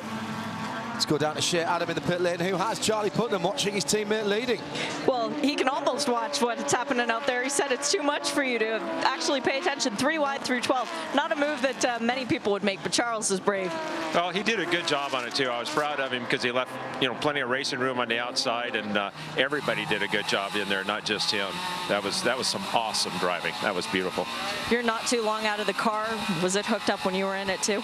Not so much. The conditions, the sun's starting to heat up the asphalt quite a bit, yet the air is cool, so the motors like to run, but the asphalt's hot, so the cars are pretty slick. They're pretty tough to manage. Think a podium is feasible today? It's feasible, but I hate to say anything. I get so nervous watching this. It's a long way away. We'll go enjoy watching the rest of this race. Oh, thanks. I hope everybody does. Always beautiful to watch this, and a new leader at the head of the field as Mark Miller has gone through. Here comes Billy Johnson on Esplanade, already gone past the Paul Holton car a couple of laps ago when Paul went wide, side by side. This is important for Ford to try and get the Aston out of the way. I've got a question that I don't know the answer to. I'm going to ask Jeremy that in just a wee moment's time about the Aston. The Aston aren't registered for manufacturers' points, but do they still block that position, or does the Ford get second place for coming third, if you see what I mean? Because at the moment, in third place, that's not enough for Ford to take the manufacturers' championship. And I honestly don't know the answer to that. And I'm gonna. You tend to be our rules expert, Jeremy. So the Aston running in second, not registered for manufacturers' points, but does it effectively block the number of points that would be given for second? So the Ford in third, does it get third place points or does it get second place points? Second place points. Because if you're not registered, you don't score points at all, and Porsche can finish first, second, third, fourth and fifth, and Ford sixth, but Ford still, because there's a second manufacturer, gets second place points. Yeah, I know it's complicated. Right. That's to stop you just putting more cars in and blocking it out from the same manufacturer. And you keep things open, there's a second place manufacturer. I can see the logic in that one. Great pass there, wasn't it, for the lead? Yeah, it was worthy of a pass for the lead from Mark Miller.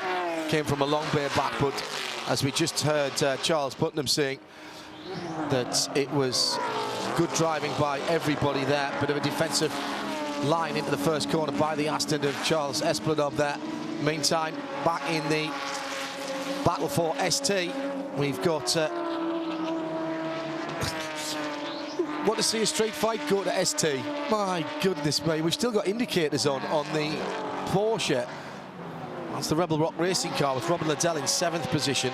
Stephen McAleer leads in the 25 Mazda. That's championship as well in the ST for manufacture. Ryan Eversley in the 93 Honda in second. Then it's Eric Voss. Then it's the 73 Mini. James Clear in the 84 BMW now. Right, we've got both M Pombos in both of the Minis at the moment. So the Pombo boys are out there. I can never remember which way round it is, and they're both just known as Pombo M. And it's Mark and Matt anyway, so you can't even go to next. It has to be MR and MT, doesn't it? We need on the timing screens if we're going to continue this next year.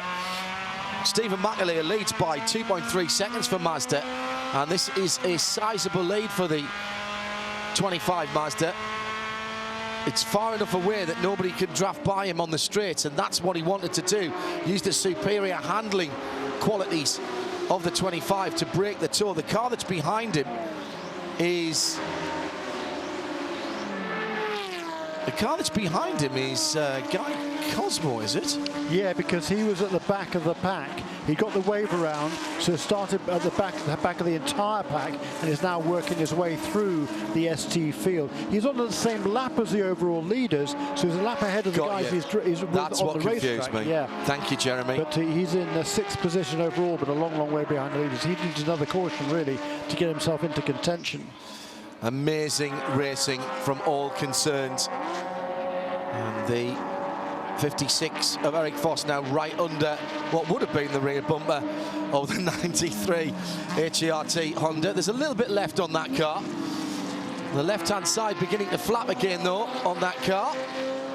The 92 car has dropped down in the hands of Cameron Lawrence. Remember, they couldn't get the boot lid, the rear lid closed, because the bumper had been ripped off and taken something with it, probably the boot lid catch. So that was an issue for them, and he's now dropped down to 17th in class, 24th overall. Great run by the 56 Porsche. Yeah. I mean, brilliant tactics. It's hard to know, but they timed it right, banged another set of tyres on for Jeff Mosing earlier on, and he did cut his way back through the pack. Yeah. It's worked for them. Net gain. Tremendous gain, and also gaining once again is Tom Dyer, and that number 75, yes. Compass 360 Racing entry, the Children's Tumor Foundation entry, or one of the two of them. He's up into 12th place now in ST, is car number 75, Tom Dyer, and once again flying toward the front. And is lapping faster than every other ST car out there, and he is in traffic. That's impressive. This battle then with the 6 of Ethan Lowe, just for the moment, getting involved in this ST battle, and through goes the 73. Eric Voss just getting out flummoxed there for a moment, as Pombo goes in through in the 73 Mini, and he's got Pombo behind him in the 37 Mini. Not often that Eric Voss will have had the same name driver in front and behind him. Well, not for any amount of time anyway, unless you're spinning backwards into oblivion. So it's Eversley in second, Pombo, Voss and Pombo. Yeah, Matt's flying, isn't he? He's starting, well, he's made up. Which one's mine? Matt's in the 73 car. Thank you. He was 4th place at the restart, lost a place right away at the green flag, made up one, then made up another one.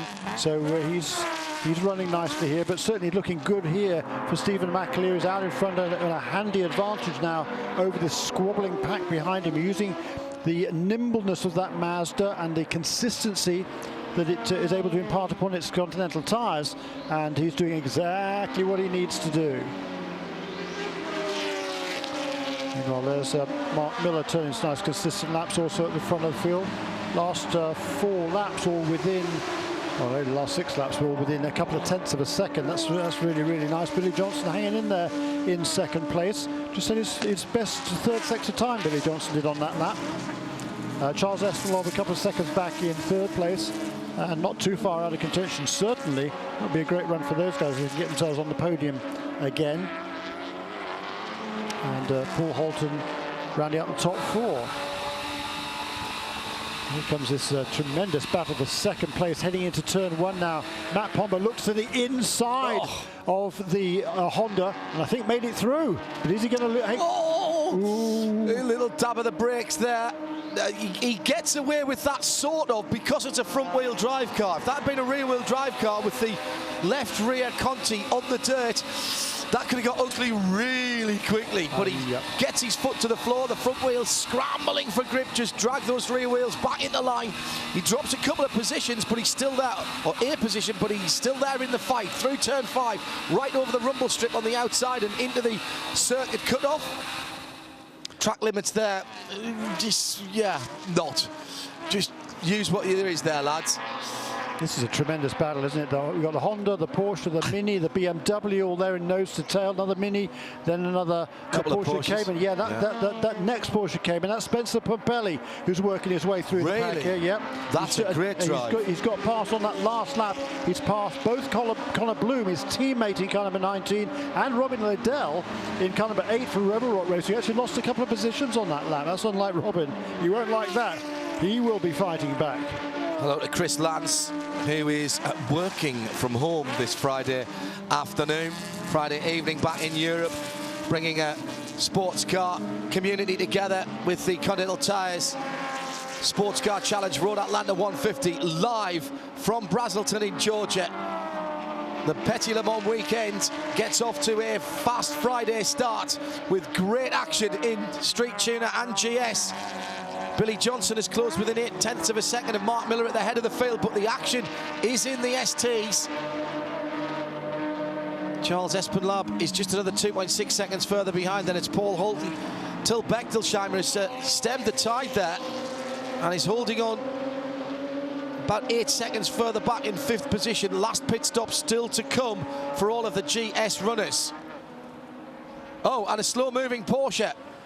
Yeah, it's number 6 car. Is that the 6th car? Yeah, it's just keeping out of the way. It came into the pits a lap or so ago and is now back out, but as you say, not up to speed apparently. So that was a driver change as well when that 6th car came into the pit lane. But nice job staying out the way of that ST battle. Didn't need anything getting in the way. And Stephen McNaleer will be getting told on the radio that behind Ryan Eversley there are something like 8 cars in a couple of 3 seconds. Yeah. And he's loving that because that's just letting him get down to his job, hit his marks, make his turn in, apply the throttle and keep moving. Smashing job at the front of the field by Stephen McNaleer, and this is good news, very good news for Honda. Actually, the 6th car hasn't maybe got up to speed at all unless he's... I wonder if there's a tyre not on properly there. Left rear, looking a tad jaunty as the leaders go through, and it's down to 0.6 of a second now in GS as we look outside our window, and through comes the train of cars. It is now 1, 2, 3, 4, 5, 6, 7 cars. And that is second, Ryan Eversley, down over. Eric Voss, again, just trying to get close to that 93 car to the rear end.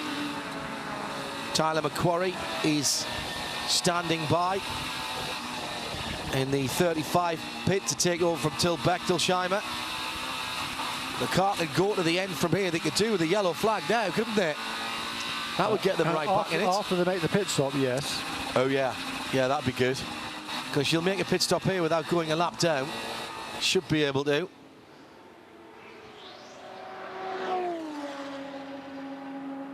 There goes the number 44 Nissan Altima, the CRGD. And the 12 car. Yes, and the 12 car as well. So good work by those 2 teams. They've had various problems. Steering rack for the 44 after contact very early on when everybody stacked up. That's a sad way to see the Porsche 997 bow out of its homologation in the Continental Tires SportsCar Challenge, cruising back to the pit lane. I fancy that all is not well on the left rear of that car. Maybe that there's a wheel that wasn't bolted on quite rightly, quite correctly. Another position there for Spencer Pumpelly. Works his way past the Mini. Yeah, Spencer Pumpelly is relentless, isn't he? He just gets his head down and does what needs to be done. He's bided his time there. No silly moves, no big dives from way back. Oh, careful, guys, as you come out the pit lane. There is the body motion car going back out into the fray. Cameron Castle still behind the wheel of the number 12 Porsche after his introduction to the tyres by the Aston Martin on the way down from 11 to 12. No action taken on that, by the way, racing incident. Well, yeah, I don't disagree with that. I think Cameron was in a position where he really probably should have backed out of it, just breathe of the throttle. Yes, he'd lost the position in any case, and you're not going to get it around the outside there in turn 12, particularly when you're just being overtaken. So discretion there, the better part of value would have been for Cameron. But hey, another lesson learned. No, absolutely. He'll look at that in the video and think, if I breathed, maybe taking a different line, got on the power a bit earlier, because of the compromised line of the Aston going in the corner, might be able to drag back alongside him into turn 1. Yeah. Now, in fairness, the Aston's got a bit more grunt, but that's the way the thinking has to be in those split seconds.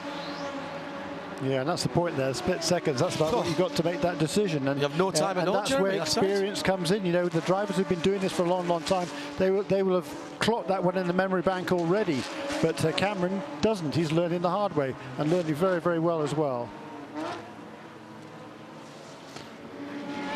that snarling pack of ST cars is closing in on Stephen McAleer. Look here, coming across the line now, probably what, a second or so between them, maybe a little bit more, but not much. And I think if Stephen looks in his mirrors, he's going to go, uh-oh, I got a huge snarling pack there.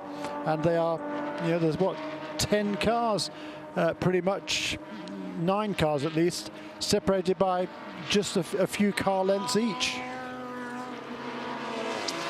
Leaders come under the bridge, down towards turn 12. ST car ahead of Mark Miller. Pick a side, Mark, gonna have to go early. It's the 74. Can he defend the inside from Billy Johnson? Billy coming from a long way back. Can't get that one to stick through turn 1. Gives up a bit of ground to the Cayman of Mark Miller.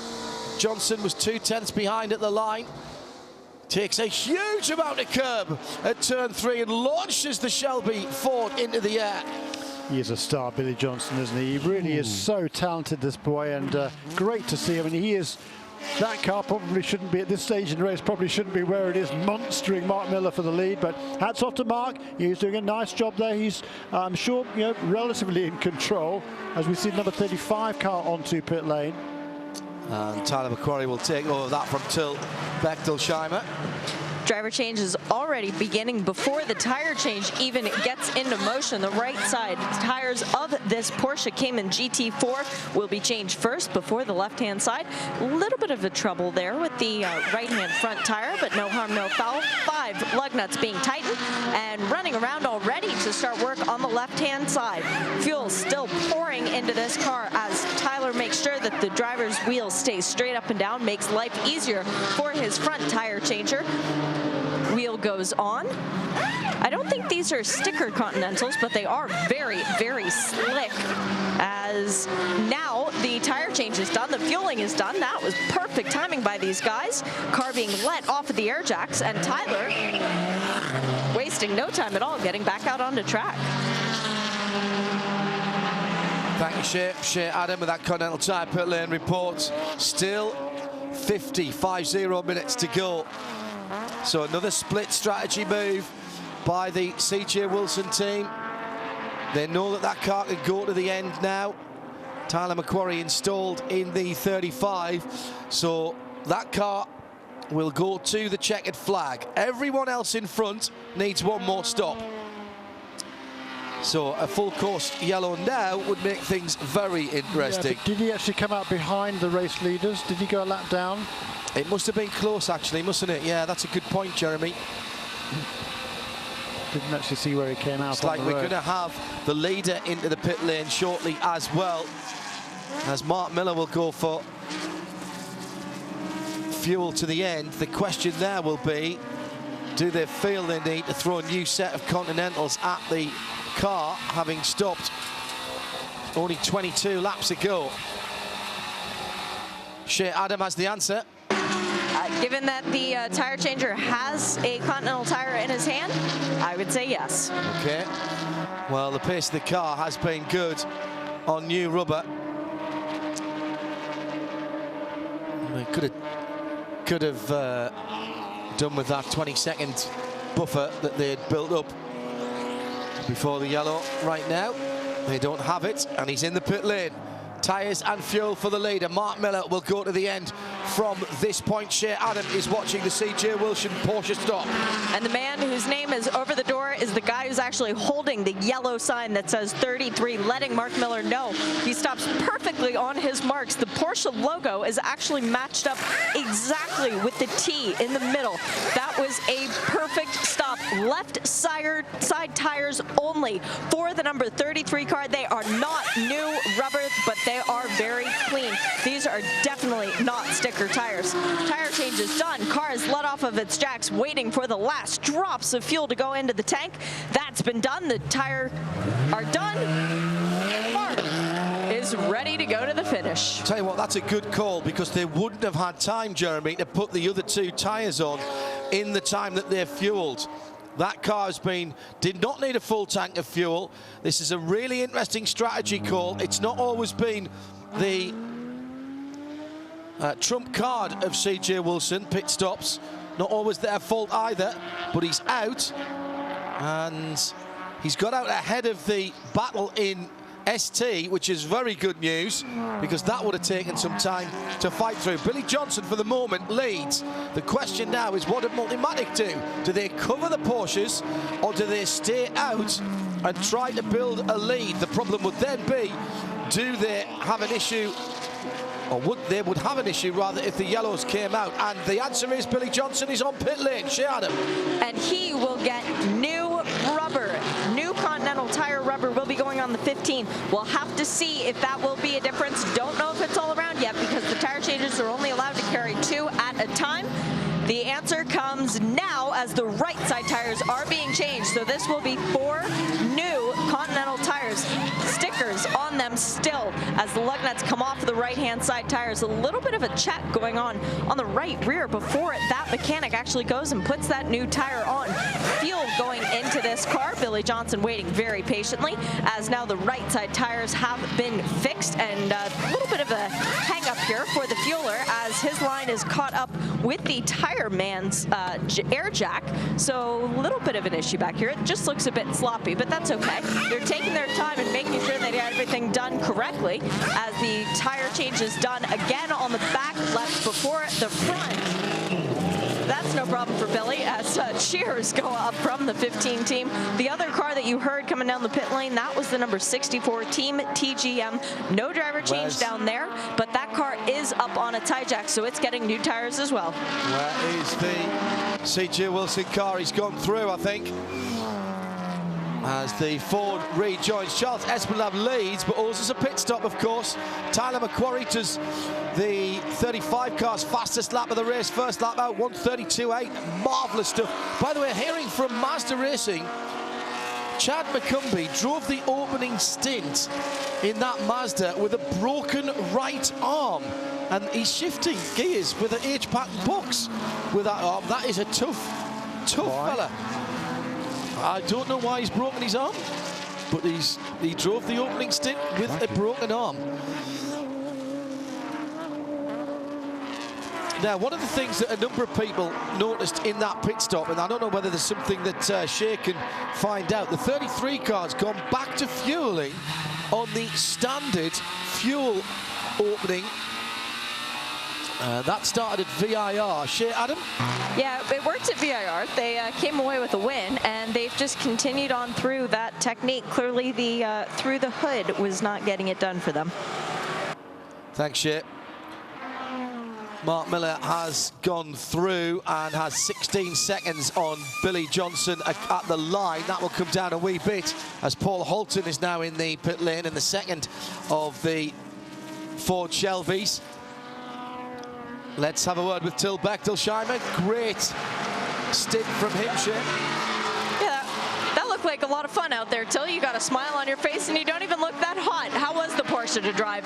It was great. I loved every minute of it. It was a ton of fun doing a double stint, getting a bit more time in the car, especially after not having a lot of time in it this weekend. So, no, I enjoyed it. It was fun racing against the second drivers for a bit. They were on fresher rubber than me, so they were getting past me in a hurry, but it was still good fun.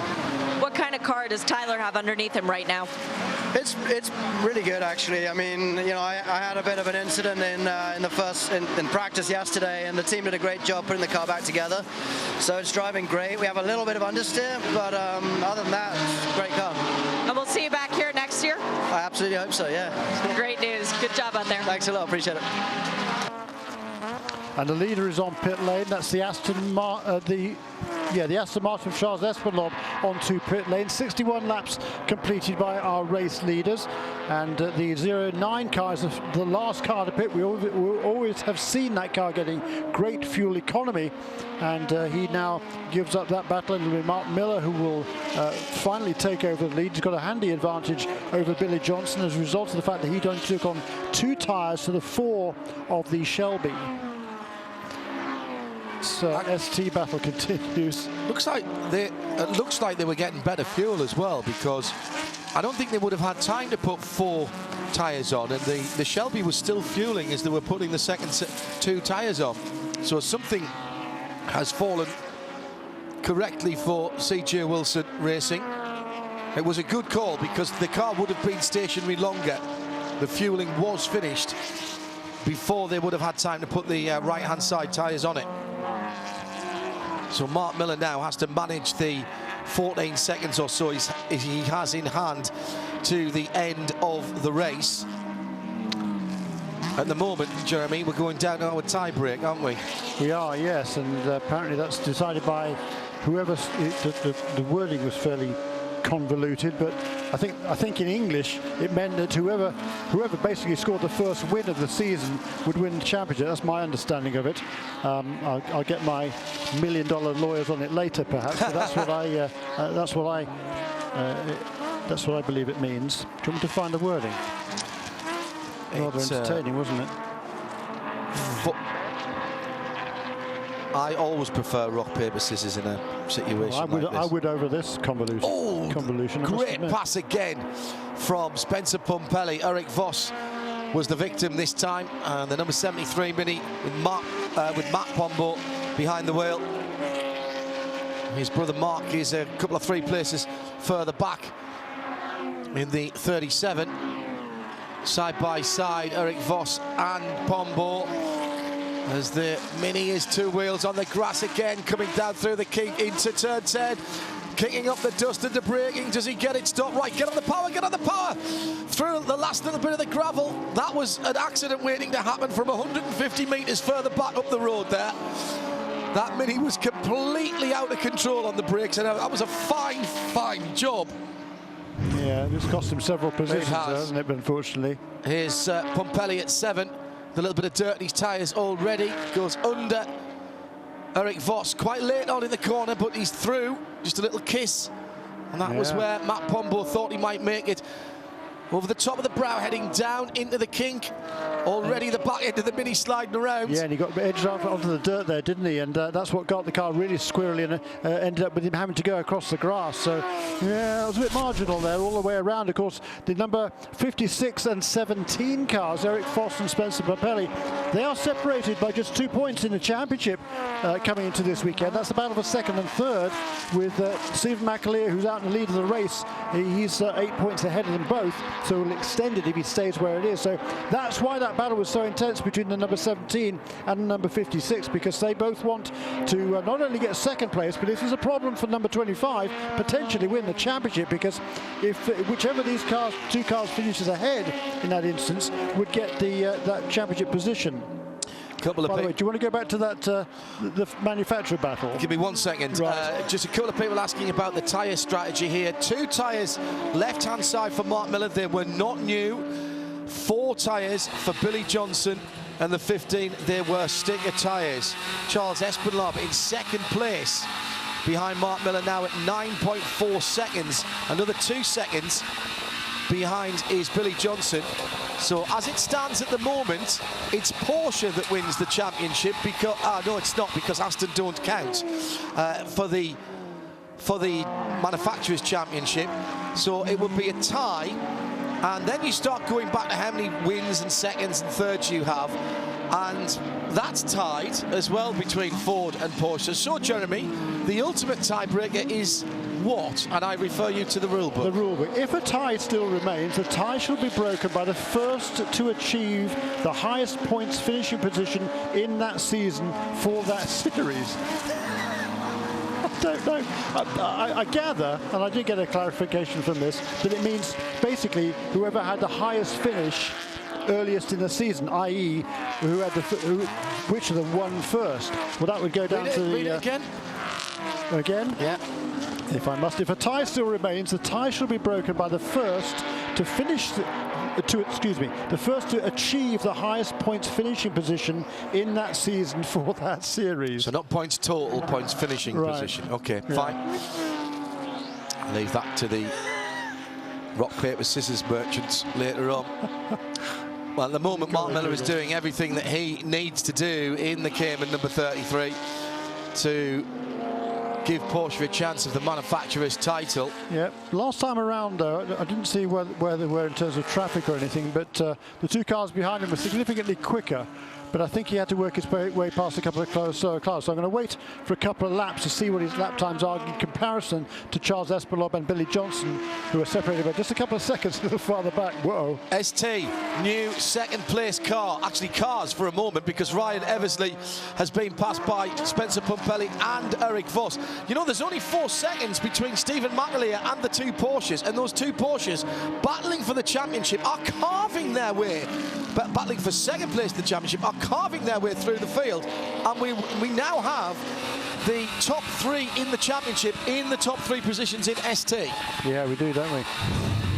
And, marvelous stuff. And in the same order, actual fact. Number 25 car ahead of number 17, ahead of the 56, and ahead of the 90.3 in actual fact, because Ryan Evans' co-driver Ched Gilsung is 4th in the points table. Wow, so the top 4 are the top 4 in the championship. 2 Porsches going Buffalo Gals round the outside of Ryan Eversley into 12.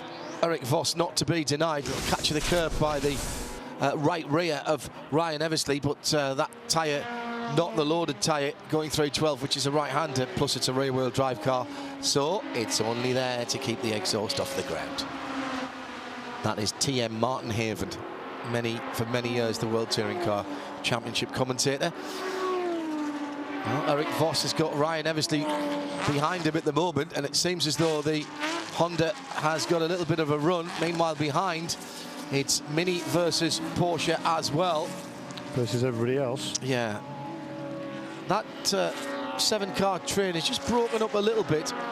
It's Connor Bloom and Matt Pombo who are battling. Mark Pombo's only another 1.5 seconds behind. We're going to have Pombo and Pombo together in a lap or so, as at the moment Spencer Pumpelly is heading off in pursuit of Stephen McAleer, and he's closing in on him. Under 3 seconds now, first to second. McAleer can't be caught for the championship, can he? He can. He has to finish, certainly, with all the other contenders where they are. He has to have a top 8 or 10 finish, yes. Jonathan Frank tweets to IMSA Radio, surely the ultimate tiebreaker would be a 5-lap shootout to determine the winner. Love it. That would get my vote. There was a British touring car in those days called, I'm sure, British Saloon Car Race, where there was a match race in 2 identical cars. Yeah. The very first British Touring Car Championship. So Jack Sears won it, didn't he? Yeah. They had best of 3 in 2 different cars and swapped 2 identically prepared cars and swapped cars after the first race. I think there were 2 Rileys. Don't even know where I've got that from. They raced at Brands Hatch in a shootout, I think. I'm not sure where it was. I think it might have been Brands Hatch. So yeah, I wasn't. And it was in the sport then. It was done. Actually, I'm wrong. It was done on combined times of the 2 races, but you had to swap cars at the end of the 2 races, and Jack Sears, as was then Sir Jack Sears, won that. That was the tie-break. Yeah, I'd go for a shootout. Wouldn't that be fun? That'd be brilliant. We've got MX. Oh, the MX-5 cars have gone. I was going to say, imagine having a tie-break with the guys in 2 Mazdas. Half an hour to go, a little over. 33 minutes. Mark Miller is being closed in on. Half a second that lap. They each drive each other's cars, what do you think? Well, yes. Yeah, swap over like that as well. So Mark Miller then in traffic again, trying to pace himself for the next half an hour, with Charles Espenlaub in second place for the Aston. The only thing I think about that Aston being in second, whilst I understand the rules about manufacturers who haven't paid the money to be registered not scoring points, that's a second place car, and that is a different manufacturer from a Porsche. Ford shouldn't get second place points because they're not the second manufacturer. They're the second registered manufacturer, but they're not the second manufacturer. And I would say the same if it was the reverse. Of course, yes. I don't like it when cars are in a race and not scoring points, and it's a pet peeve of mine, I must say. And it happens in a lot of championships these days. Never used to, but it does now. Well, I understand why that rule about if you're the first Ford after 6 Porsches, you get second points. I absolutely understand that. That stops Porsche throwing in a whole load of extra cars to stop Ford winning the championship. And that I kind of don't have so much problem with. But given that that is a different manufacturer, it is sitting in second place, then second place points aren't available as far as I see it. That's not the way it's going to happen, I know that, but that's my logic. And let's see here now, the gap between first and second, on lap 64 the gap from first and second was 8.4 seconds. Next lap around it was 7.2. Next lap it was 6.7. This lap 4.3 seconds only separates first from second. And Billy Johnson, meanwhile, is closing in third place on the second place car. So we've just got now just over 5 seconds covering the top 3, and the quickest of those cars is the third place machine. That's interesting, huh? And in ST, once again, that gap from Steve McAleer to Spencer Puppelli is coming down. It's 1.6 seconds now. Spencer's driving a usual brilliance in pulling away now from Eric Foss in third place. Tyler McQuarrie in 5th position, fastest of all of those cars last time around, but he's half a minute back from Paul Holton. They really needed a full course yellow to make their strategy work. It was worth a try. Tyler not feeling 100%. And not driving like that, though, is he? Well, he's a racing driver. But you know, could he have done it for an hour and a bit, Jeremy? That's the question. Yeah. And we've seen yellow flags being thrown before, late in the race, or in the middle of the race. That's Eric Foss getting a wheel on the dirt there, and he's going to get past Izzy by the Honda and or the BMW down to the inside. That's James Clay. Lovely move by Clay in the black and white Optima BMW as he goes up the inside, tries to make the opportunist manoeuvre. Matt Pombo's in there as well. Oh, hang on a second. 2 pairs of cars through 1, through 2, through 3. We've just about got away with it, still side by side behind with pushing our luck here, boys. Oh, come on, guys. Follow it. Thank goodness for that. They've got into line before they came down to 4. I don't think I've ever seen that before other than a formation lap. That was quite We've got impressive. a new second place car, so that point about the Aston Martin is moot right now. Correct. Because Billy Johnson has just made the move on Charles Espinal. 4.5 seconds between the top 2 cars. That was the best lap, by the way, that Mark Miller has turned in quite a while, a 34.0. He'd been doing 34.8s, 34.9s. He's suddenly realised what's happening ahead of him. I think he's probably kept something in reserve there in that CJ Wilson Racing Capital One Porsche. And now he's got to make sure that he does have plenty left, because Billy Johnson turned a 33.6 on that last lap. Oh, Mark Pombo giving the number 19 a bit of a shove there, and Connor Bloom, he's dispatched to the side of the circuit. Following through was the Mazda, and okay, that's confused me. New leader in ST. Yeah, it's happened as Eric Foss, as Spencer Pumpelli rather, has got past Stephen McAleer, and this is very interesting for the championship, of course, for second place. Eric Voss currently in second place. Sorry, Spencer Puppelli currently in second place. Eric Voss, who's in third in the race, is in third in the championship. Little wave of the hand from Ryan Eversley as he's just ran up the back of James Clay there. That wasn't intentional. Oops, sorry, mate. And at the moment, Eric Voss unable to clear that battle with James Clay, Ryan Eversley, the Pombo boys, and Connor Bloom. Robin Liddell is 5 seconds further back down the road. Trying to work out which Mazda that was coming through. Must be laps down. Yeah, I think it's, what was it, one of the Freedom cars, was it? Yeah. I wasn't must have been. paying attention. There's a couple of them sort of running around. Andrew Carbonell is just 1 lap down. He kind of was 26. I think it was probably that car. No, 27 is several laps down with Britt Casey Jr. At the head of the field, the lead came down by 9/10 of a second last time. Billy Johnson whatever we think about tie breaks, point scoring, manufacturers' points, Billy Johnson is not settling for second place, Jeremy. No, he's determined to make that a moot point, isn't he? Yeah, well, and you know what? Fair play. Fair play to the Multimatic guys. That's the way they've raced all year. There's been great tactics and get up there, win the race. If you win the race, everything else takes care of itself, I think was the quote from those guys earlier on today.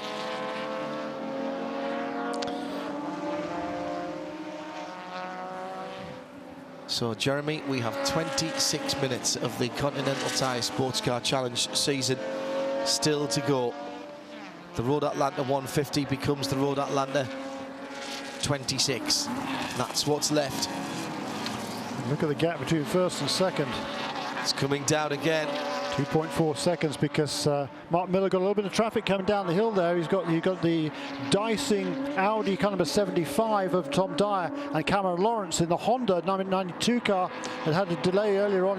They were exchanging positions, those two, at the same time as the race leader wanted to go past. That certainly cost him some momentum. Yeah, you've got to hope, haven't you, when you're in the lead, that balance itself out, and the guys who are chasing you have a similar problem. It's not always the case. It was the 27 Mazda, actually, that was coming through that pack of cars, Jeremy. Yeah, the blue and white car. Yeah, Britt Casey Jr. Yeah. And he's up in behind the 19 of Connor Bloom at the moment, who I don't think will be very happy about being hassled by somebody who's several laps down. At the head of the ST field, coming to the final corner, it is Stephen McAleer. Second place at the moment. Spencer Pumpelly's gone through. Eric Voss just a little bit behind, so it's slightly lonely at the moment for Stephen McAleer. Jeremy's got some arithmetic to do in the next 25 minutes, but we're not doing it yet because there's every chance that all this could change. Yeah, Under 2 seconds at the front of the field now. Play the Jaws music. Billy Johnson's hoving into view. Just gone past us with Charles Espelomb doing a cracking job, by the way. He's hanging on the back of Billy Johnson. Charles Espelomb's had a great season this year. Paul Holton's not been too shabby as well, splitting his drive over here with the Audi TT Cup, supporting the DTM. Now here's Ryan Eversley, lost the position to Eric Voss a couple of laps ago, but gets a good run over the start-finish line. This was a moment or two ago.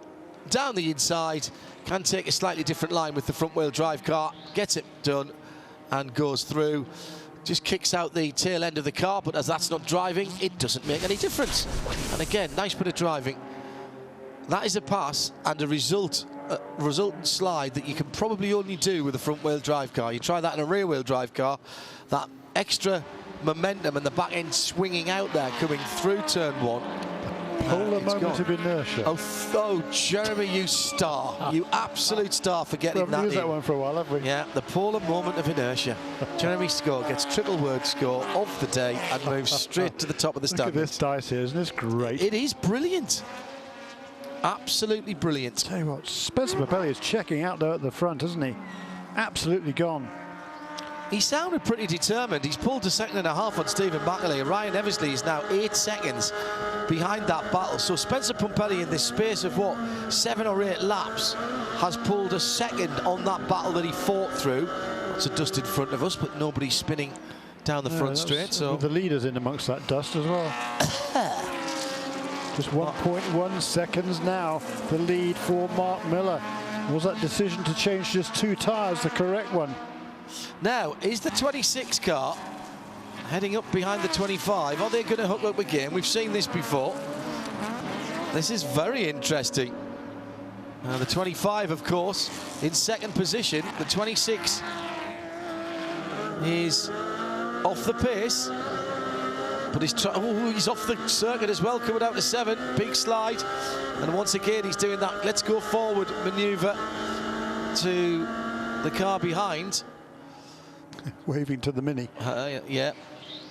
He's right up behind his teammate, and we have an 8-wheel Mazda again as they go through. Make sure you lift off a little bit before we get to the brake zone. That's the key there. Yeah, because you don't want to tap your... Oh, And that is because the 25 car is steaming. The 25 car is steaming. Stephen McAleer's car is losing fluid from the overflow on the right-hand side of the windscreen, our left.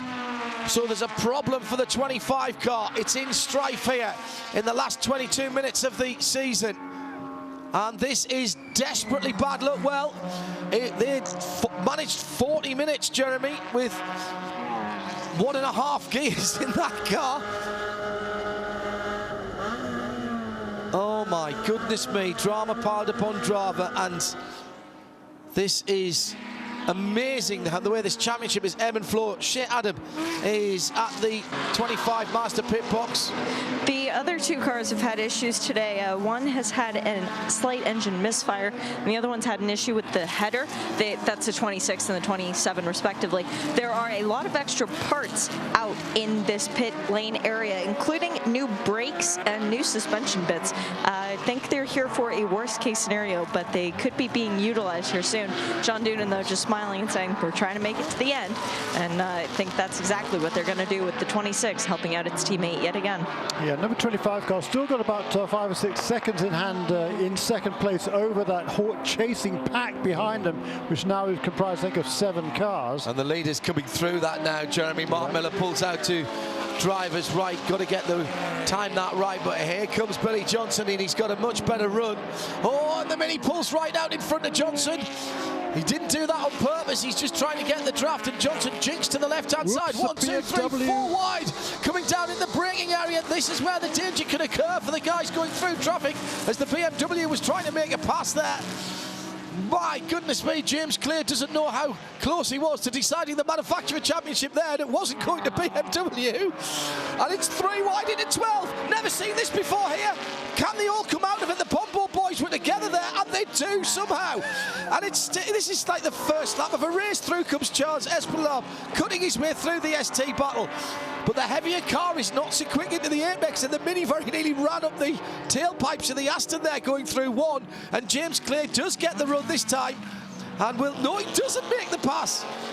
Magnificent stuff. And here's the 27 Mazda off the pace of these cars. But I tell you what, I want to have a play. Thanks very much, says Britt Casey Jr. If he can get through this, are we going to see a 12-wheel Mazda at the head of the field if Britt Casey Jr. can get through? That battle, Jeremy, is closing down, and the leader, Mark Miller, the GS leader, is under a second now ahead of Billy Johnson, who dives down the inside of the Mini. They've both got to be smart here, haven't they? Yeah, They've both got to pick their way through. They've done it beautifully so far, it would appear. And now Billy Johnson is going to zoom past number 93 car, Ryan Eversley, who's the 3rd place in ST. And he makes that pass, and now he's got clear track ahead of him till he can catch up again with number 33. And Ryan Eversley goes through to second place. Stephen McAleer was passed there by Ryan Eversley. Yeah, he's in big trouble because he lost a lot of time on that last lap. Yeah, the car is slowing, and even his teammate pushing him, and he's lifted off. He's left the rest of the guys going through. Oh my goodness. Oh my goodness, this is championship. This is 18 minutes remaining. That car is dead in the water, isn't it? It's not going anywhere quickly. It's gone. It is 3 Mazdas. It is 3 Mazdas. Britt Casey Jr. comes up alongside, but I'm afraid it's the pit lane, and the help of both of its teammates is not going to help the 25 car, and it is out of the championship race. In the pit lane, it was leading the class. It was helping Mazda. For the manufacturers in ST, James clears off at turn 1 for BMW, and it's all gone badly wrong in the last 18 minutes of the championship season. That's cruel. Cruel luck. Yeah, really is. They've done a fantastic job, those guys, and they worked so hard. They were up late last night, like I say, replacing everything they could on that car. They thought was likely to be problematic today, but it's not worked out for Freedom Autosport, and that the championship is now ebbing away because they had only an 8-point lead, and with the other 2 contenders right behind them in 1st and 2nd, that's championship over, I'm afraid, for Freedom Autosport. And Spencer Pompelli, he came into this race in 2nd place, just 2 points ahead of Jeff Mosing and Eric Foss, but he's made that pass for the lead, and Spencer Pompelli now has a huge advantage over 2nd place. As the battle for the lead in GS continues down at turn 10, let's go down to Freedom Autosport. Their championship is going up, not in smoke shade, but in steam. it's over. Stephen McAleer has gotten out of the number 25. The little Miata is now sitting by itself on the pit lane. The MX-5 is out, and the leaders are coming by to put them another lap down. Into turn one, is there an opportunity for Billy Johnson to go by? Remember, he's got the newer tyres now. Mark Miller only took 2 tyres, but he's been hunted down, and Billy Johnson comes alongside at turn number 2. We'll try to go there down the inside at 3. Miller rolls through. This is the battle for the lead. This is the battle for the Manufacturers' Championship, but in point of fact, Billy could sit there and they would still win the championship before, but they want to go out with a win here. There's no doubt in my mind about that. Charles Espelon in 3rd for Aston Martin. What a run it's been for the automatic team. Paul Holton in 4th position. Tyler McQuarrie's charge has come to an end as he's in the traffic at the moment. Oh my goodness, what a championship, what a championship. Well, wherever you are around the world at the moment, whether you're working from home or still waiting to sign off and being tremendously productive this Friday afternoon, I'm sure, or whether it's the middle of the night or already tomorrow, we've witnessed some drama here, and again the Continental Tire SportsCar Challenge has produced drama and excitement right through to the end of the season, and it's not over yet. We've got 15 minutes, just over 15 minutes remaining. We're on board with the 2nd place car of Billy Johnson. There is Mark Miller hanging on to those tyres. His last lap around was a 1:35.6, and consider earlier on in the stint he was doing 33s and 32s pretty consistently. He's now down in 34s and 35s. Yes, indeed. Back tyres are gone. He was laying rubber there all the way out of the apex of turn 1 up the hill, and now this is going to be some kind of rear guard action. His problem is going to be getting out of turn number 7. He needs a decent gap there so that they can't, the bigger engine car can't get past him. Now the Porsche with 2 minis, oh, it's like the Italian job here. Yeah, the 2 brothers too. Yeah, this looks like a slot car set, isn't it, when you've got 2 cars the same like that. Oh, the 2 brothers getting rather too close for company, and it's in fact the 2 brothers have swapped over because it's the 37 ahead of the 73 now, so Mark's ahead of Matt. Yeah, did that a couple of laps ago, you're right. And the 56 just ahead of them is the, well, now can Eric Voss get into 2nd place in the championship? Maybe he can with that failure for the Mazda. Oh yeah, no, yeah, absolutely, he's in 2nd place in the championship. Yes. Quick word. In fact, the erstwhile leads are going to finish 4th most likely. Let's go down for a quick word with Stephen McAleer. It's not going to be a happy face. Stephen, it's hard to find the words, but what happened to the car? You know, when I first got in from the swap over with Chad, right away we had a couple of stumbles. Unfortunately, it was the same kind of stumble that we'd seen a couple of times this year, and it ended up being the same issue. You know, we tried our best. I really think that we had a car to win today. Even on the first green flag, I pretty comfortably managed to sneak away from the fast group behind us. And yeah, you know, just super disappointed. We got close to doing the double here. And obviously the 3 cars that we're chasing is our 1st, 2nd, and 3rd, I believe, out there. So it's a little hard to swallow, but you know, at the end of the day, you know, we put this Mazda in front for this weekend.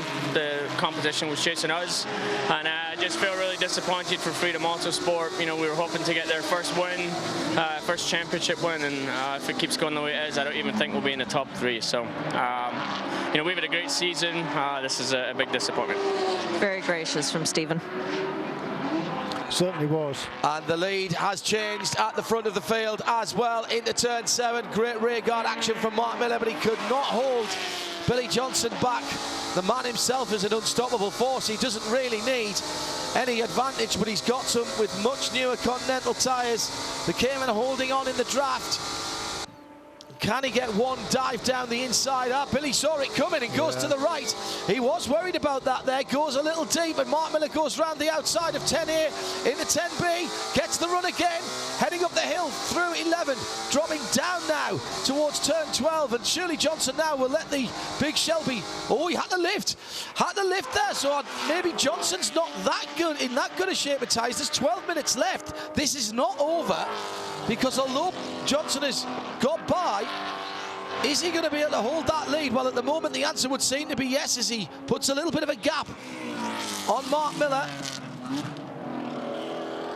Oh my goodness. Well, this is brilliant stuff. Yeah, and this is the 124th race in this championship for Billy Johnson. He's already got 22 wins, which matches the record of Matt Plum. So he wants to take over that record here, as we see this magnificent battle. I think it's now 3rd and 4th in ST, go through turn 1, pretty much 3 abreast. But Billy Johnson, he's never won a championship, remarkably. He's been in the top 3 in 5 occasions. Wow.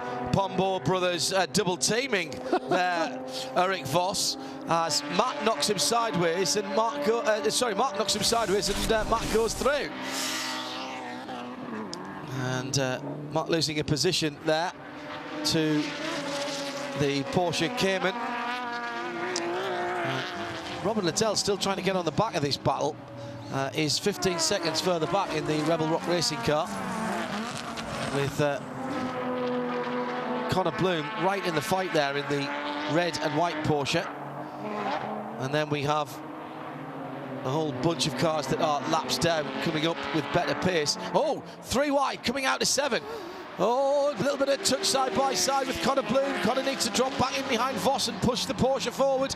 That Mini is really quick off the corners, and here comes a GS car, and he's right off the circuit there. That's the 46. That would presumably be Guy Cosmo in that car. Correct. And Guy, somehow finding grip on the grass, clearly put the all-terrain Continentals on the right-hand side of the TGM Porsche Cayman. Quite amazing. The white Porsche here going round the outside of the Mini.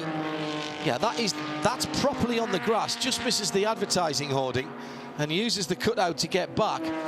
But really very little loss of momentum there. Those Continentals doing a great job, despite the fact they're slicks on grass. Mark Miller hanging on just about to the back of Billy Johnson. It's 1.7 seconds, 9.5 minutes to go. The ST battles continue. 26 and Andrew Carbonell in 14th position in ST, but a lap away from the cars that he's battling at the moment. But that won't matter to Andrew, desperate to have a little bit of a fight today. Yeah, well, this championship battle in ST has just been amazing through this season. I mean, Jeff Mosing and Eric Foss, they won the first race of the season. Then Stephen McAleer and Chad McCumbee took over the points lead. Had a really consistent run of top finishes there. And then Nick Gallant and Spencer Mapelli worked their way into contention with a couple of wins as well. But then really bad luck in each of the last 2 races for number 17 RS1 Porsche of Nick Galante and Spencer Mapelli finished way back on both of them. That dropped them behind, but now and it was a similar story last season too. They won more races than anybody else did, that number 17 car. Then with Spencer Mapelli and Luis Rodriguez Jr., they won 3 races but ended up not winning the championship. This time, having you come into here very much as the underdogs, effectively, with the Mazdas having looked so good. Is it going to turn around? Still 8 minutes to go. Adam, all of the MX-5s have seemingly had problems today. I don't think anybody's got through a clean race. Yeah, the Alara racing car too. Talking to Drake Kemper a few minutes ago, he said that he lost 4th gear fairly early on into his stint, driving the number 34 car. So that's all 4 of our MX-5s in today's race who have had one sort of issue or another. And it's kind of sad because now that the 25 is out and the 26 and 27 are not really doing too much in terms of championship points, the Freedom Autosport box has all but cleared. Thank you, Shea. Motor racing is a particularly cruel mistress. The highs are very high, the lows, I'm afraid, are cavernous. Meantime, the battles continue without those Mazdas being involved in terms of the championship, with Eric Voss still under attack and threat from Mark Pombo and Connor Bloom. Robin Liddell gaining a couple of seconds on this battle, but still 13 back in 7th position in the number 8 Rebel Rock Racing Porsche. The head of the field, it looks like the resolve of Mark Miller. No, that's not fair. It looks like the chase of Mark Miller has been broken. He'll never have his resolve broken. He's an absolute trier, is Mark. Never stops. But the 2 scrub tyres to 4 new, and Billy Johnson's absolute determination to get back to the front of the field. In fairness, coupled with a well-timed full course yellow for the Multimatic team, they were well down. Half a lap back on the leaders, remember, down in 4th or 5th position when that came out. There's a change for second place there in ST, the Mini of that's Matt Pombo, isn't it, who's got his way back up into contention, having made a couple of kind of grassy moments earlier on. Of course, he's using all the curve there, isn't he? But up into second place there, ahead of Ryan Eversley, using every inch of this racetrack. Everything, if it's been paved, he's going to use it. Well, and some of the gravel there, in fairness, that's a proper mini line through there. Just stick it in there, keep your foot in, the front wheels will drive you through. Haven't seen the leader for a while, Billy Johnson, coming through the final quarter. And that, well, that Mustang, that Shelby, looks absolutely nailed to the ground. Brilliant. Very well balanced. Another brilliant drive by both Scott Maxwell and particularly Billy Johnson.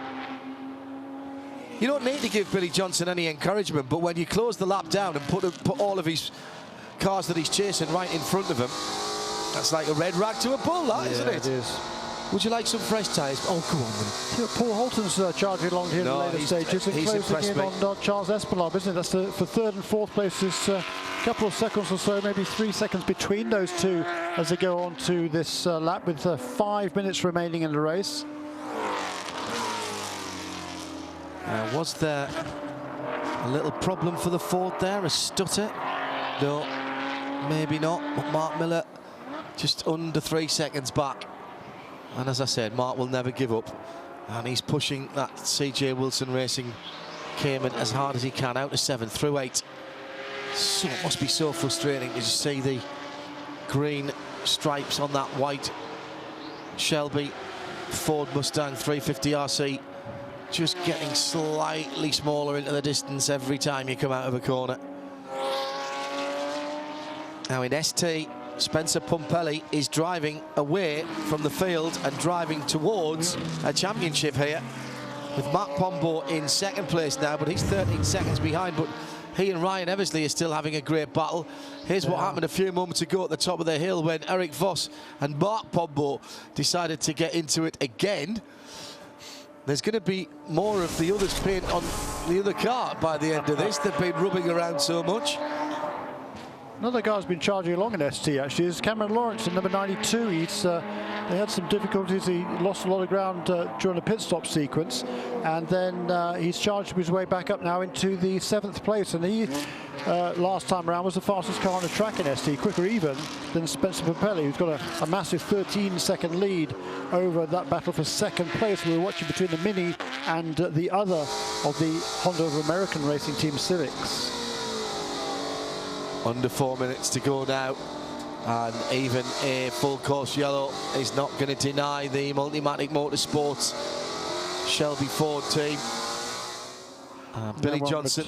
Sorry, excuse me, I was just going to say, even if there was a full course and if there was time to clean it up, which there wouldn't be, correct. I think you've got to have the balance to the Ford with its grunt.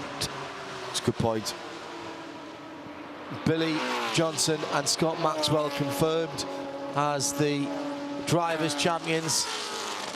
Teams championship going to Multimatic, and as it stands, Ford winning the manufacturer championship.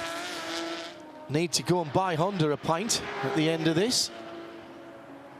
Turning point of the race, the perfectly timed full course caution for the 15 when it was off the pace early on, dropped down to 4th position. Bit of debris from the back of the Honda, bringing out a full course yellow. And it's now time to count down the laps. But you don't win or lose championships with one event and one race, Jeremy.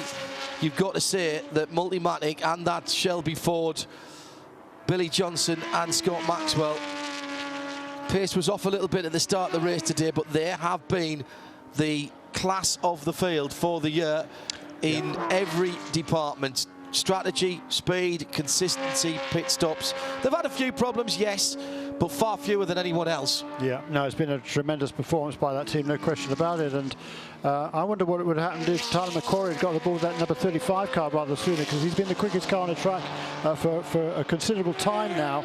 And he was suffering from a sore neck, apparently. He looked fine when I saw him on the other day, but obviously he cricked his neck somehow over the weekend. But you know, he's a racing driver. Once the adrenaline gets in there, he's going to take it over. And CJ Wilson would know that better than most. But he's been charging along. He's only going to finish a distant 5th place, Tyler McQuarrie, until Bechtolsheim car number 35. But the car once again has showed extremely good pace. Yeah, he was the fastest car on the track when he got into it, and he's the fastest car on the track right now as well by some margin. As across the line, Billy Johnson begins the final 2.54 miles of the 2016 IMSA Continental Tire SportsCar Challenge season, and it will be a clean sweep in the GS category for this car, these drivers and the Multimatic team with their manufacturer Ford, a car that won't be eligible as this season, as this championship moves forward to GT4. There is a GT4 version of the Ford. This a car that has been developed and built for the championship by Multimatic, exploded onto the scene a couple of seasons ago and has been pretty much unbeatable since then.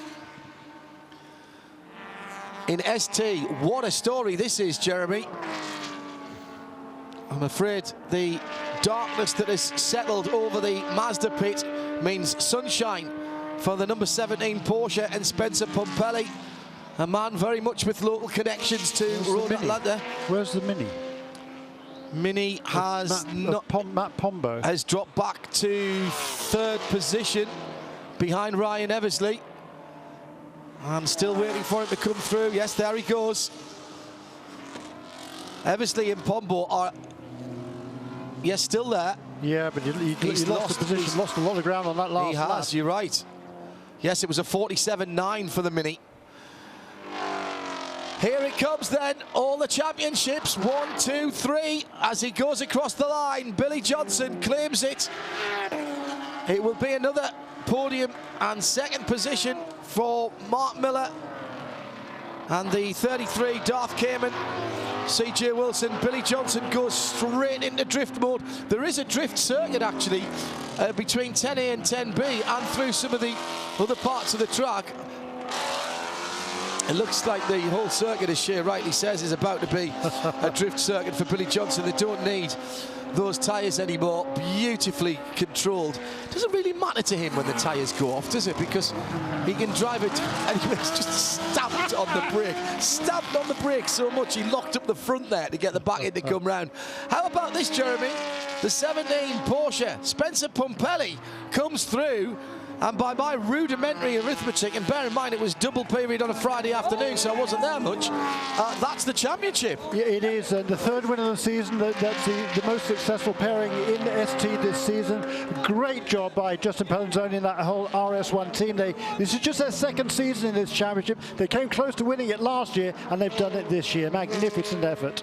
The first championship for Spencer Pumpelly in ST. Shea Adam is in the pit lane. Not the first championship for Scott Maxwell in GS though. Scott, we talked at the start of the race. You said you didn't want to jinx anything. You didn't. You did this in style. Congratulations. Yeah, thanks. I just I want to say hello to my son Ryan at home. He'll be skipping school and watching this. So hi, Ryan. Fantastic. What can I say? The guys just did everything went to plan, and the win's a bonus. But the whole season was unbelievable. Multimatic and Ford Performance. all the crew. I'm lost for words. It's one of those dream seasons, 6 wins we got, and you couldn't ask for better. 6 poles, 6 wins. You guys know how to do the 2-point conversion. Now you get to celebrate. Congrats. Yeah, thanks. A bit of emotion in the voice of veteran Scott Maxwell there. That just goes to show how much this means, Jeremy. Well, it really does. This is his 3rd championship. He won it first back in 2002. Last time was in 2008. You know, he's been a magnificent driver for a lot of years now, Scott Maxwell. He's 52 years of age. I tell you what, he doesn't drive like he doesn't act like it, and he's a really class actor. There is Billy. You think he doesn't know where the drift circuit is? Come on. Oh, he's lost it. Magnificent. What a Billy Johnson. Is that the only mistake he's made It's amazing. To me, though, it's his first championship for Billy. It's incredible because he's 4 or 5 times been in the top 3 in the points. Most recently last year, I guess. But you know, he's so much deserved this. He really, really has. Decided he didn't get it right the first time, so he's now done it twice more. He's got the front wheels completely locked as he's spinning that car around. Effectively line lock in the front end of that car, and just marvellous. Here's the big burnout. Is he going to have any Continental rugby? I tell you what, if that isn't the best advert for Continental Tires that there is. Spencer Pumpelly's joining. Is that Spencer as well joining in notes? Yes, it is. Yes. Yeah, there's your 2 championship winners. And it's donuts for everybody. Donuts to go for the championship leaders.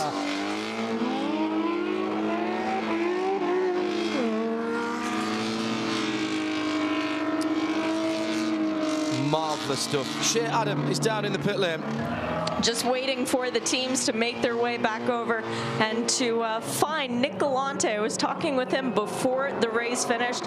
He said his first year in his first ever championship, he finished 10th and then won the championship the next year. Well, last year he finished 10th in GS. History repeats itself again. Thank you, Shea. And you may be waiting a wee while, actually, for Billy and Spencer to come down. Close again, but no win for the 33 team. It's been a very good season for them in their first season with Porsche and with the GS Porsche Cayman. Billy Johnson, ever the showman. And we'll pick up the checkered flag as he heads down into the pit lane, which will become victory lane with the Shelby. Jeremy? Yeah, just look at the points now in ST. Nick Galante and Spencer Pumpelly, the champions eventually by 12 points, remarkably, over Jeff Mosey and Eric Foss. Jeff Mosey slipped back in the closing stages, or Eric Foss, I should say, slipped back in the closing stages, but he knew what he had to do, and that 6th place finishes in the class is enough to grasp him 2nd place in the championship, ahead of Chad Gilsinger, who finished 2nd in this race, and poor old Stephen McAleer and Chad McCumbee, as Stephen suspected, feared, outside the top points. What a shame that they were robbed of that top 3 championship position. Let's get down to Shea Adam for some. Spencer Pumpelly with his first ST championship. Man, you've been in this series since 2000. How the heck did you do it? Nick Galante, get down here. Red Sport 1 guys, get down here. There he is. Spencer, great job. The car today was just unbelievably good. You know, we struggled in practice, as did everyone. I think our guys just found a better way to deal with the struggling conditions. Nick did fantastic. The team was fantastic. Hats off to the guys in the 25 car. Raced really hard all year. Raced is clean. We're deserving champions last year and fought hard to the end here. So kudos to them as well. And boy, I can't say enough. 19, 18 years of doing this. No championships. This is the first one. So. Well, your son called it earlier. These guys. Congrats, Spencer. Yeah, the little one did call it, didn't he? And it looked a bit unlikely at that time, but has come through. Let's see if we can get a word with Billy Johnson before we leave you for the final time in the Continental Tire SportsCar Challenge season. Jeremy has some more arithmetic. Yeah, the team championship, of course, in the GS goes to Multimatic Motorsports. The manufacturers' championships to Ford. By the way, we were talking earlier on about the Aston Martin not being eligible for points. Aston Martin is eligible for points, by the way. I forgot to correct you at the time because I was concentrating on other things. It wasn't that I was ignoring you, but I was ignoring you. And in ST, for which I apologise, so RS1 and Rennsport 1 wins the team championship in ST, and Porsche, with its 6th win of the season, will clinch the manufacturers' championship in ST. Let's go back down to Shea Adam. Larry Holt celebrating with the teams down there. The man at the head of Multimatic. And Shea. Don't know if I can actually make it into that fray where Ford is. There's so many people around here celebrating, John. And let's see if I can get in for a quick word with Billy Johnson here.